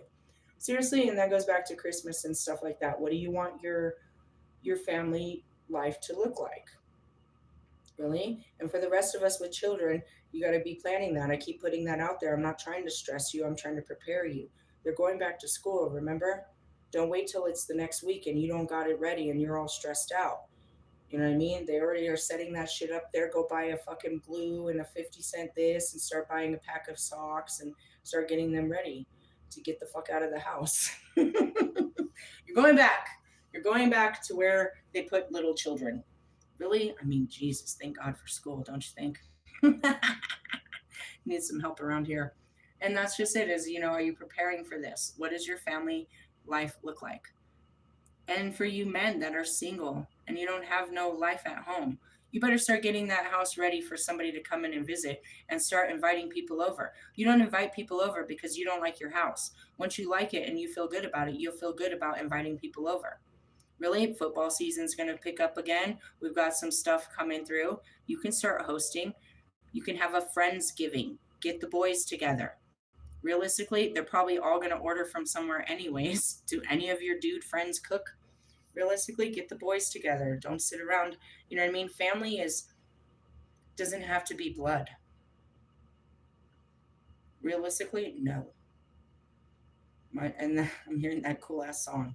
Family is people that make you feel at home. Really? Mm-hmm. So that's what we're manifesting. I'll bring that back up real quick before you guys go. Before I go. Because I'm about to go. Let me see. Observing Beltane, full moon in Scorpio. Get away from me, Scorpio. God damn it. Seriously? I wouldn't run if there was something. But I've learned my lesson, bro. After 3 years, I've learned there's no reason at looking his direction. Really, I'm looking at disappointment. Just look somewhere else. Really? I mean, let someone else disappoint you, for God's sakes. All right, it says the new moon in Leo, but that's not true. Oh, no, this was August. This is a new moon in Leo. Go back. New moon in Cancer. August 1st. Sorry. I set that page down for something else. Mamas, harvest, Hold on. They put all this crazy shit. Funnel cakes, pulled pork, baked beans. Sounds like a great cookout. All right, here we go. New moon in Cancer. This is a powerful time for setting intentions around home, family, and emotional well-being. Maybe do a ritual bath or create a vision board for your ideal home life. What does that look like to you? Guys, what do you see? Do you ever picture a woman in your home with you? Are you picturing a wife? Children? Are you making room for this? You have to build it. You have to build this idea for it to manifest. You have to show the universe you want it to happen. Cancer energy is all about nurturing. So don't forget to include some self-care in your plans, which is what? Taking time for yourself. And we talked about that. Don't get a haircut. Don't do that.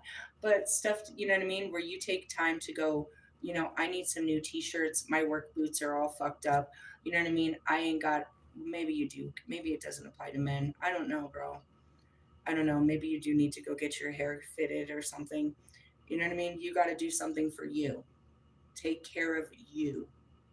And that bath that you may think is gay is religious. It's called a baptism. Soaking in the water is going to liberate you. It takes a lot of self love to feel comfortable with yourself in a body of water, naked, just you sitting in there vulnerable. What happened? Oh, thought it was serious. Thought she burned something or something. Um, but being able to do that is connecting with yourself. And like I always tell everyone, just close your eyes and just listen to your breath. Listen to your lungs fill up with air and release. Start there and just let it go from there. Just sit there and let your thoughts flow. Anything that comes to your mind. Those are downloads. That's information that's getting put into you. If you can remember it, cool. If not, just experience it when it's happening. Really? It's not about sitting in the bathtub and scrubbing your toes and washing your balls. It's about literally like a hot tub experience in the bathtub, but it's very intimate. If you could light a candle, that's twice as much powerful. You know what I mean? Anything you could put into the water. I'm using gardenia, but any kind of bath salts.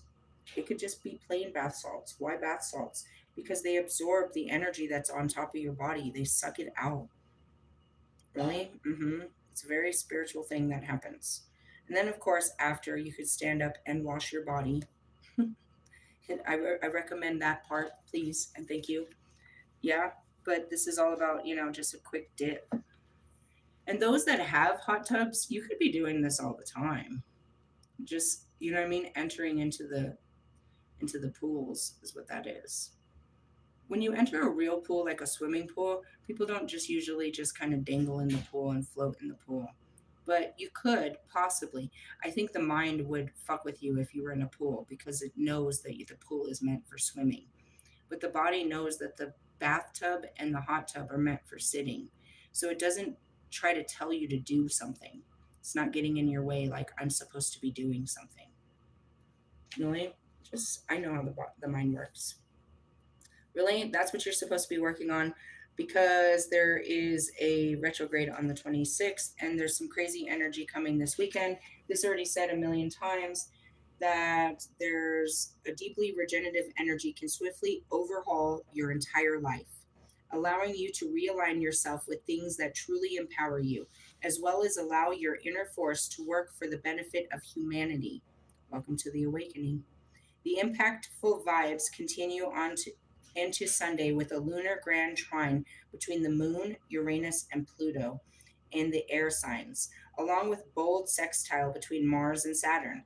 If you completely overhaul your life, you will be able to quickly build better, more solid foundation. If I don't see the full, I mean, it's not like I'm not going to, but it's like if I don't see tarot readers pulling the Tower card this weekend, then they're not tarot readers. Everybody should be pulling the Tower card. Starting when? Thursday? I'm gonna go check Steve's Love Tarot. He did a reading for the next 2 weeks. He uploaded it. If he didn't pull the Tower, I'm not listening. This says towers. This says endings and new beginnings. We did pull that in the princesses and in the aces, but this is a tower energy where your world comes crashing down so that you can build a better world. I told you his story. I've told you some of mine. There's many stories of people that just one day changed their life. It was a series of changes, and that's what happened with mine. It happened over a period of time. It was one calling after another. You know what I mean? The first calling, of course, was shit, I don't know. I'm like, the music, I think I was still working during that time, so I wasn't called to give up my job until later. And with the job, of course, I lost everything else.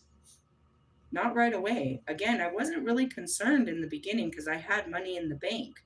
I wasn't concerned about not refilling the bank when I had enough.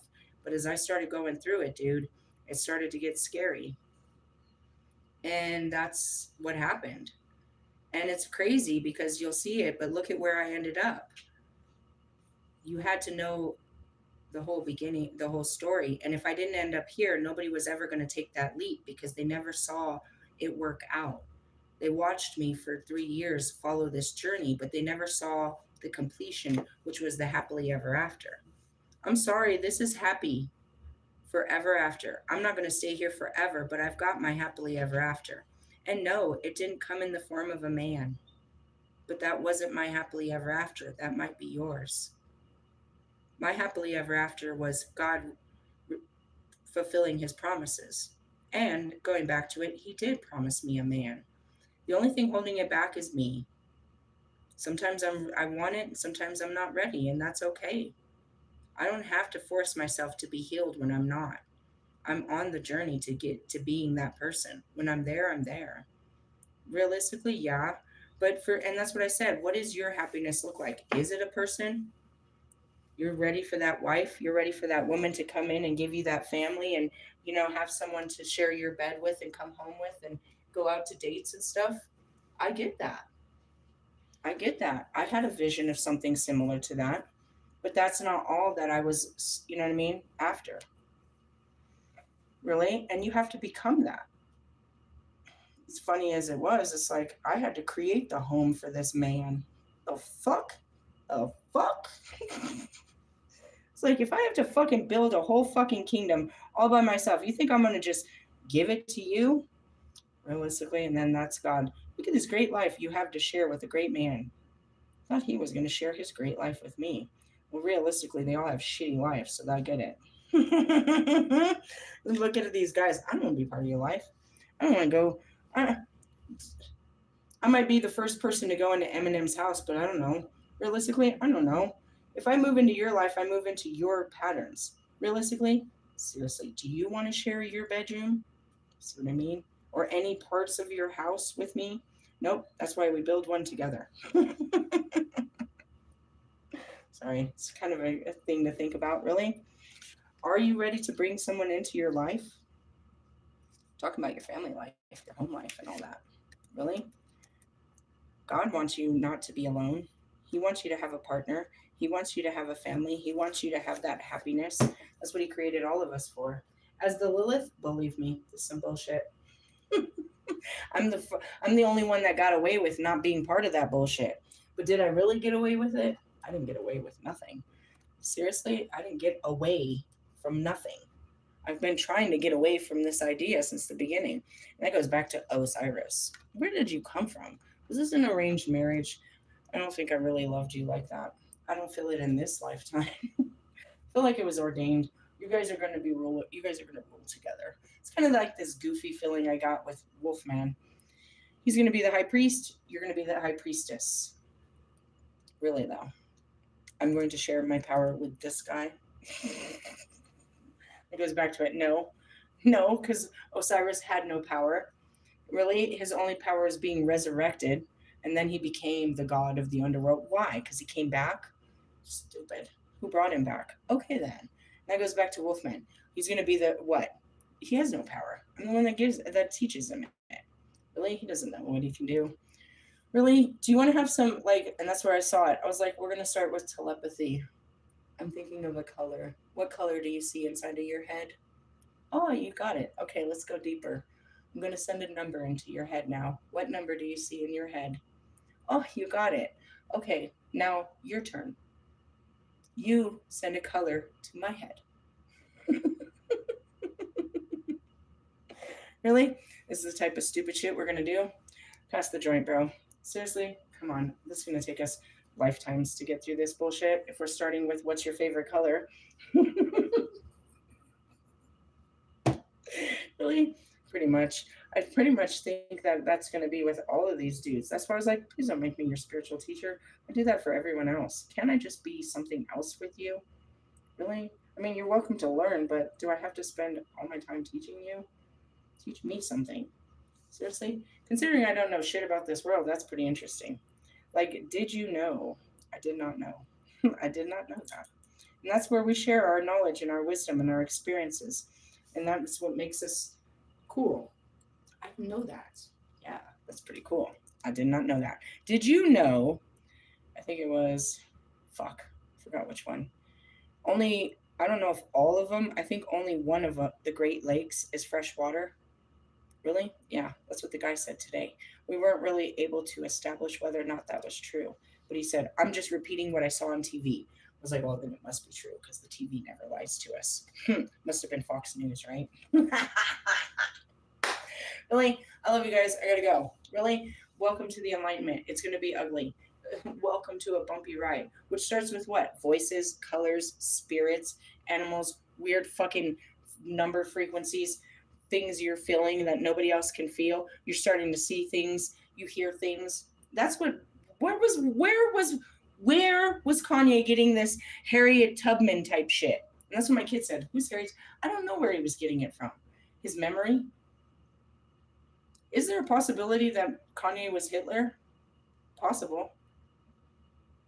It's possible. Anything's possible. He could have if he has the memories. I wouldn't walk around in 2026 telling people that. Kanye West. Really? I don't know. I think they'll come for you, bro. This isn't the time of forgiveness. They're not really Christ-like around here. Seriously, and considering, you're going to have to pay, kind of, maybe this all makes sense. Really? Your anti-Semitic fucking behaviors are coming out again. Would you forgive him for being a cruel person in a past life? Really? Well, if you can't forgive Kanye, then you're probably never going to forgive me, which is what? I am the goddess of hell. I'm a little bit cruel. Don't ask Marshall what he did. Oh, and then there's Royce. Oh, and Logic. Oh, you bad killers. Really? Did you kill innocent people? Who said they were innocent? What have you done? Realistically, yeah, and you got to find forgiveness, which is only through Christ. Really? Who's your master? Lord Christ. I would go with him. If not, give Buddha a call. He'll show some compassion. Krishna, that's a whole nother language. I don't know if you can actually tap into love. Really? That's what I always say too. If I can't get a hold of Metatron, I'm calling Melchizedek right away. What's Melchizedek? He's in the 6th dimension. He'll get me back to the 11th. He'll get me back where I'm supposed to be. Take me back home. Take me down to paradise. The grass is green. That's what fucking Bobby said. I feel like you're the devil trying to convince me that the grass is greener in hell. And it is. It's really pretty. I'm walking on sunshine. What are you walking in, dirt diggler? Seriously, for sure. It says you're going to have an enlightenment. It didn't say you were going to come to Christ. It just says that you were going to be lit up. I'll read more about that later. Really? Yeah. What's in the comments? Come on, don't be stupid in the comments. 4 times a week? Who does what 4 times a week? When am I meeting my soulmate and where? Hey, bro, I don't even know. I didn't even plan on mine. Oh, there's a lot of comments in here. Beautiful artwork. Sounds American. Are you from America? I'm American. Colorado. I've been all over this bitch, though. Run this bitch. When am I meeting my soulmate? Yeah, I don't know. Really? I didn't know. I just met someone and I didn't know. I don't think I knew he was anything important all those years ago. I think I had a crush on him. Really? Yeah, my first twin flame. I met Bobby at a job in 2016, 2017. I didn't know he was important until 5 years later. Really? No, I didn't. I mean, maybe. I don't know. I don't know who I was. I wasn't that person. Ask him. Yeah, I always ask him, who was I? He doesn't have an answer. Yeah, as far as that, I don't know. It could happen anytime. Yeah, they asked me a million times. Why do you want a soulmate? You mean like a partner? That's a good question. When am I going to meet my partner? My person? Are you even meeting anybody? You have to meet lots of people that are not your people before you meet your people. Really? It's like the process of elimination. How much of a people person are you? You're not going to meet the person if you don't meet people. Realistically, you have to it's a contact with a person. How often are you in contact with people? You're not going to find your people if you're not out there with the people. Can you do a love reading? Ew. You asked Lilith for love? I will. Just for fun. Really? Yeah. Let me see. Let's give this person, God, I'm going to do something I never do. Let's give this person a love reading. Really? Yeah, let me shuffle my cards. What do you want to tell this person about their love life? Who's the person? I don't know. You know who you are. You put it in the comments. I'm going to delete the comments. I always do right away. Who is it? I don't know. I felt a shift, but today it's a little messy. Dude, I saw it on everyone. I felt messy today and I saw it on and everyone. Everybody was off today. I saw it in the assisted living people. Yeah, certain women and stuff, you could just see it in them. Their demeanor was different. Everybody was off today. Really? It's in the energy. They said it was going to be on Tuesday. All right, what's the message for this person that wants a love reading? What do you want me to tell them? Oh, shit. You're going through heartbreak or you're about to get your heart broken. This is about sorrow. This is about pains, heartache. Do you have a broken heart that you haven't mended yet? If you don't, it calls for the person that broke it. It'll keep calling back the person that broke it if you don't mend your heart.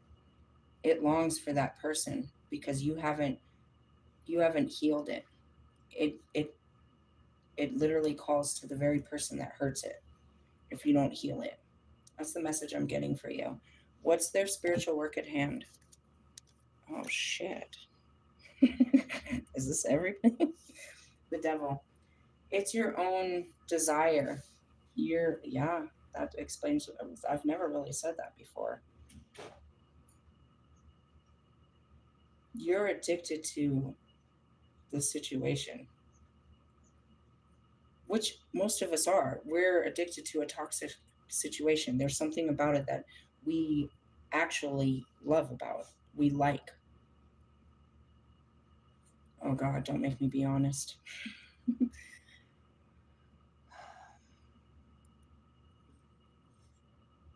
Okay, being ugly and honest.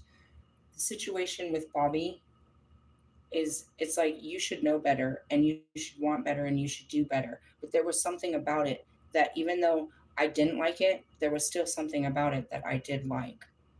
And I had to be honest about what was this that kept drawing me back. What is it that I really am enjoying about this that I want more of?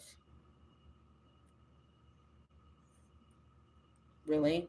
You have to be very honest with yourself as to why there is a part of you, and it'll tell you, and you're not going to like it. And that's the devil part of you, the dark part that you're denying. It could be something really ugly, like I'm just fucking her because you know what I mean, because I'm trying to get at her friend. I'm just fucking with her because I'm trying to get at her friend, or I'm just using this person, or you know what I mean. They This is how I get back at my boyfriend.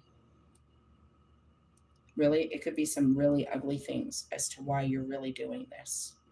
And when it's that card, it is. You're caught up in some heartbreak, bro. And the reason that you keep going back to it is kind of a sinister thing within yourself that you need to face. What was it with Bobby? I realized it, and it's really sick and sad. I was seeking love through sex. Having sex with him made me feel loved. But it was temporary. I wanted more love than just that. I had to face that. But that was the real truth. And that was sick to say, and it was true. You know what I mean? This is enough to make me feel loved. But I can honestly say that, and with the mirror, I could say the same with him. He felt love through our sexual experience. We were just having sex, but it was love. We were making love to each other through sex. And we didn't, and outside of this, we're, you know what I mean? I don't experience love, but only through sex with you. And him, he's not experiencing love with his wife. So through sex with me, he experiences love. This is bad and it causes heartbreak, but it's at least I know what it is. And it takes time to find out what it is that's causing you, that's keeping you in a heartbroken situation. Truth, I love him. And that's the only way I can. So I was doing the only thing I could do. That was what I was doing. And I thought that the more love, it could start from there. From there, we could have more. And that was just being honest with myself. Why did you keep sleeping with him? Because I thought it would lead to something more. No matter how many times he told me it wouldn't. I believed it would. I wanted to believe it would. That's just my story. You've got to look at your own. And that's something I was able to project back on Wolfman. Why are you fucking all these girls like this? Why are you fucking all these girls like this? Because in that moment, you feel loved. You feel like they love you. You feel special. You feel important. You feel sexy. You feel connected. You feel something. I didn't understand that because, first off, I didn't have a sexual drive. So I had to learn all this all by myself. What am I getting out of this? What is this? And so I was able to face that. But you do too. You got to figure out what dark side of you is causing you to get your own heart broken. And that's the truth. You know what I mean? You're going to have to face your own truth. What's the outcome if they do? Oh, shit.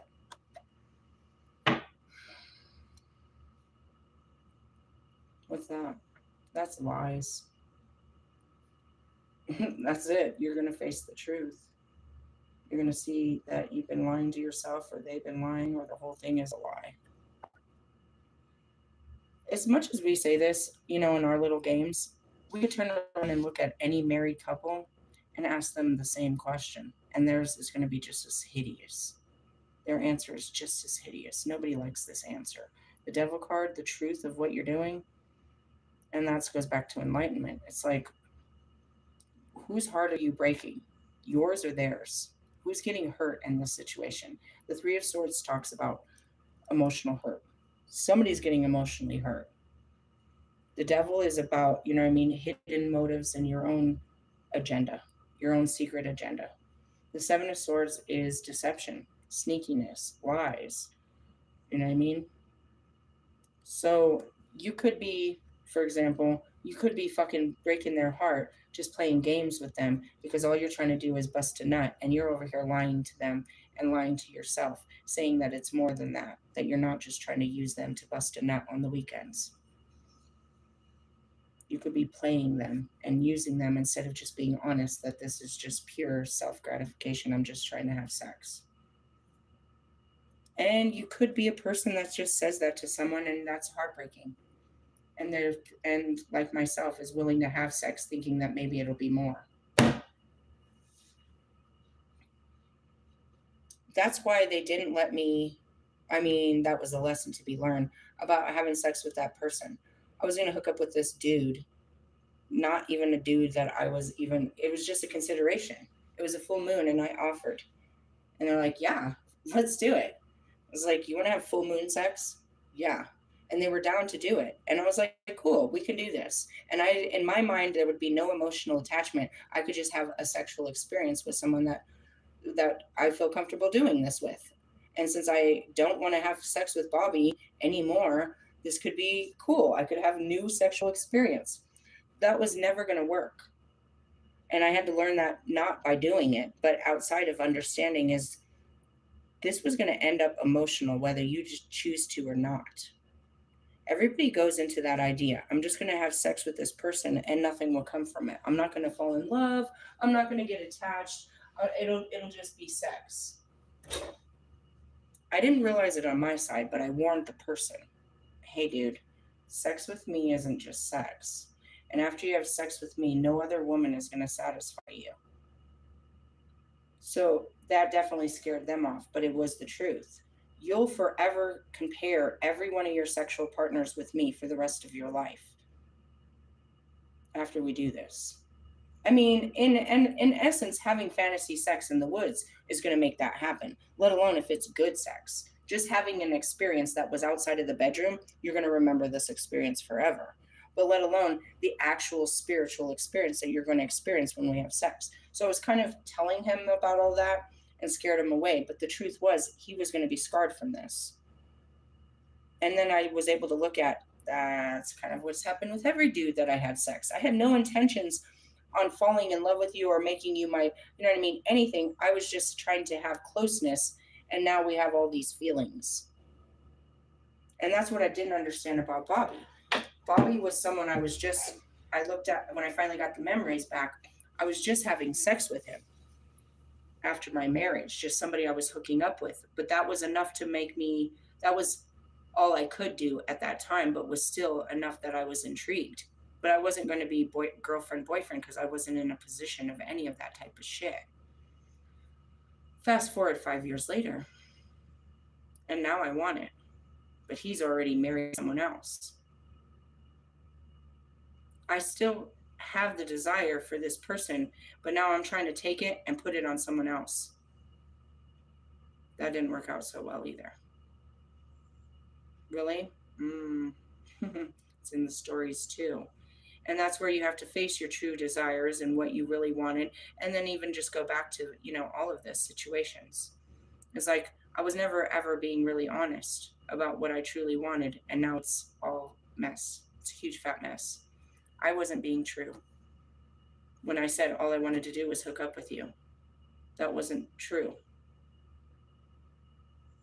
And going back to the guy, if we hooked up and we had a great time, I would have wanted to do it again. If it was good, I would have wanted to do it again. By that time, now we're going to start talking more. We're going to start, you know what I mean? It's either we're going to never talk again or we're going to get close, trying to have a good time. But before you know it, now you have an emotional attachment to somebody. And Lord forbid, you fuck around and get pregnant. Now you've got way more problems. And I learned this enormous lesson about irresponsible sex. Why are we seeking sex, closeness, and love, but we're trying not to fall in love? I don't believe you can do that. One or both of you are going to catch feelings, and one or both of you are going to get hurt with this idea that you were just going to get off. You can't just get off. You're getting on. You're getting on a roller coaster when you do this. And if you are that person to just cut them off after and block them and never talk to them, you're causing damage to a human being. A human being who opened themselves up to you. And now you closed yourself off to that person once they opened themselves up fully to you. You're talking to the Lilith. I have a lot to say when it comes to love, and I'm not going to tell you what these other readers tell you. I'm going to tell you the ugly truth behind the games we play. I'm the Lilith. Played a lot of games in my pursuit of love. I'm known as the seductress. I have multiple husbands and all of this. Really? I'm playing that shit out currently. So what I play out is, these are my stories, but my spirit lives within a lot of people. You might not have Lucifer's spirit, but you might and I can tell you right now, Wolfman is full of Lilith. Marshall is full of Lilith. He might not be a Lucifer, but he's a Lilith. Russ, he is a Lucifer. I gave him the Lilith and Lucifer oil, hoping to empower the bitch. Sorry. But, no. And that's it. The swords is just not being truthful to yourself or to your partner. And that goes back to these married people. Are you in love with me? Do you love me? Yeah, I love you. What does that mean? Why are you with this person? The truth. The whole truth. The truth is ugly. Your real intentions of why you're using this person. Come on now. Let me get Jonica alone with a couple of drinks and ask her a couple of questions about the truth. So tell me how you feel about Russ. Let me start. Let me tell you how I feel about Russ. Let me get you going. And then let's put some alcohol in it and you tell me how you feel about Russ. You think I get her drunk? She's going to tell me how much she loves him, how wonderful he is in bed, how great he treats her. You think those are the things that are going to come running out of her mouth? What are the things that Russ says when he gets drunk? That's my girl. I love the way she takes it. And then he's over there, can't wait to get with you. And yeah. We know, we can see who's feeding off of this relationship and in which ways and what. But that's Russ. Russ never had attention like that. He never had someone to give him that attention. So he thinks it's love. Really? Marshall, Only you and I can have this conversation after all these years. Was it love? Was it love between you and Kim? Don't tell me you loved her and she loved you. Now, knowing what love looks like, was it love? I was married twice and was never in love the way that God created love. That's this love that I have now, I never felt for the men that I was in marriages with or anyone else. I don't think you truly understand what love is until you have a connection with God and you've experienced his love. Then you're able to give it and receive it. Really, it's conditional love is what we're passing around right now. It's under conditions. And if you don't, the more that you give, the more I give. The more you open up, the more I open up. Well, that's conditional. And if you close down, then I close down. And if you stop texting me, then I'm not going to text you. And if you don't do this, if you don't eat me out, then I'm not sucking your dick. Realistically, I had to put the conditions. What are the conditions here? Do you use shampoo and conditioner? That's a good one. Way to clean that one up, Mr. Clean. Really? Yes. There's your love reading. The truth. I don't know if you wanted that or not, but that's what God gave me to give to you. Maybe next time don't ask. No, but that's why people don't pay me. I'm going to tell you some shit you don't want to hear, but I'm going to tell you what you need to hear. And there's no cost to the truth because it's already, it's, Jesus paid the price. How's that for a wake up call? Really? Look back at your heartaches, right? I'm seeing my first baby daddy. God, he sent me, I know it was you, you son of a monkey. He sent me a message request in Facebook. I am not opening that. I don't care. I forgave you. I hope you forgive me. I don't want to talk to you. Gosh. Anyways, I only released that 20-year grudge about 2 weeks ago, and I had to face the truth. And I was in tears. I ran away from him with my children, and I never forgave him, and I never came back. I said that he was the bad person, but I realized what I did was pretty bad. I never forgave him for cheating. I never forgave him for lying. I ran away and I never came home. Ever.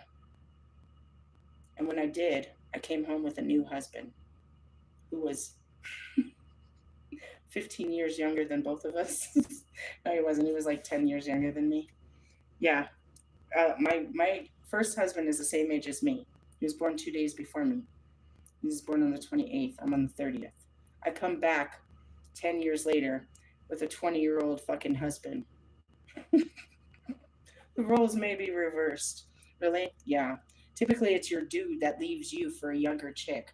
No, I left him and got a younger dude. I swore never to do that again. Stop messing around with these 25-year-olds. Here comes Allie. Oh, shit! Make a husband out of this guy. He's over there eating Mr. Beast bars and fucking playing video games. Oh, shit. Really, though? Cosmic toddlers, are we, though? That was facing the truth. Realistically, yeah. And that goes back to it, too. After I started to learn my mouth, I started to realize, hey, I probably set off my husband a lot. I bet he was beating the shit out of me because I kept running my mouth.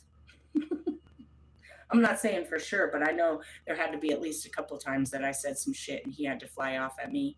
Dude, wouldn't you want to slap the shit out of me out of some of the shit that comes out of my mouth? Hey, I forgive you. I don't know for sure, but I have a distinctive feeling that I probably said some shit that probably got me knocked out a couple times. Knowing how I get, yeah. And that's where you stop putting all the blame on someone else. They broke my heart. They cheated on me. They this and they that. Hey, have you ever gone back to that story and, really played it out? Why'd they break your heart? Why'd they cheat on you? Did they cheat on you, or you left them and they hooked up with someone else and you've been telling this lie for fucking 20 years? You know what I mean? What's the real story? Are they the devil or are you? It's really funny. Bobby called me the devil, and I immediately was like, "You're right. I am the devil," and I just left it alone. Then after, like, it took like another year, and I'm like, "Bro, you're the fucking devil. You're always trying to convince me that you have this happy fucking life and this happy fucking marriage, and that I'm the fucking problem. Shut up, bro. Go fuck yourself. You don't even fucking praise God. Go fuck yourself." Really? Trying to make me feel like I was the bad guy because he's being a bad guy. I'm not doing anything. And that's it too. You won't even face your wife. I'll tell her, not to hurt her feelings, but to just so that we can be done with this. Do what you can't, realistically. And that's just kind of projection. There's a lot of people, and that's that heartbreak, dude. That Three of Swords is all about heartbreak. The story, it's funny, I mentioned Osiris. In my book, it talks about Set and Osiris, how he came for him. And that goes back to Judas. The story can be all different kinds of ways, but you're carrying heartbreak. And the real story is it's something inside of you, not outside of you. That's what the devil is. It's not somebody outside of you. It's your own dark behaviors, which is basically your untruthful ways. Even if we're not fully lying and we're not a liar, sometimes we're just not being fully honest with ourselves. He asked me in the beginning on the phone, I got him on the phone, and I'm like, I finally get to it. I've stopped running, and I'm like, you know what? I just have to admit that I'm in love with you. Even if you don't love me back, this is how I feel. I have to just admit it and just be honest about how I feel. And he's like, well, what do you want from me? I was like, I don't know. And we hung up the phone. And as soon as we hung up the phone, I knew that was a lie. And I texted him, I was like, that was a lie. I want what I was promised. I want the husband that I've been trained for. I want what I was promised. And so I basically told him I wanted him to be my man. And he's like, well, I'm already married. Somehow in my mental mind, in my mental illness, that wasn't a no. I didn't see that as a no. Really? Yeah. And, as much as you want to be like, damn, you're an idiot. Hey, bro, there's a lot of side chicks that I guess are just as stupid as me. We don't see this as a no. And that's causing our own heartbreak. You know what I mean? And we're not being honest with ourselves. It wasn't until the Holy Spirit came in and told me really flat out, you're sleeping with a corpse. That's pretty harsh. What does that mean? There's no future. You're sleeping with a dead issue. This is a dead relationship. There's nothing going to birth from this. It's dead. You're having sex with a corpse. Really? It's a dead relationship. You go back to these old relationships and try to rekindle them. You're having sex with a corpse. There's no life in this relationship. You're just putting your life into it.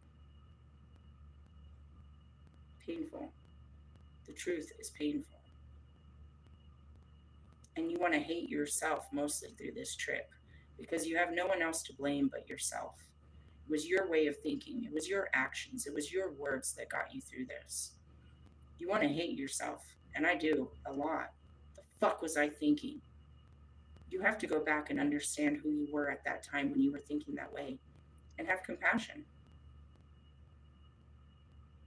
I want to get mad at myself for being such an idiot, but I can't because it was just a girl in love that just really wanted it to work. That's all. Isn't that forgivable? And that's what I said. When it comes down, the truth comes out. She's going to hate you, but she's probably just going to feel sorry for me because it's just pathetic. In the end, it was just pathetic. A girl in love that did everything not to be in love. Really? It's pretty much my whole twin flame story. It told me to give in, and I didn't want to, and then I did, only to see what I was capable of, but it never worked out where I ended up with somebody. I ended up healed from the last people, is what that really ended up being. So there was growth in that. But as far as relationship readings, no, you don't come to the Lilith. It's not the best place. I'm not going to tell you that good shit. No? Look at those cards. Those are the worst cards in the deck. Might as well throw a 5 of some shit on there. Some 10 of some shit. Really? That's just for fun. Just to see how fucking awful it could be. Oh, 2 of coins. Make some choices. That too. Yeah, I gave it all to you. I gotta go. Really? Yes. Is anything else in there? There's your love reading. You also reported for sexual contact. Oh, okay, yeah, go ahead and do that. Seriously? Stupid. You'd have to catch a lot more videos. Was it me talking about, the pulsating of his penis in my mouth? Get off my page. Jeez, you and your lack of sexual fucking passion or your inability to express that without feeling guilty. Really? Somebody make you feel guilty? Or are you a teenager on my channel? Anyways, go ahead and report me for sexual content. Love yous, laters. Report the Lilith for sexual content. I am God's sexual nature. So stupid. All right, I gotta go. Bye.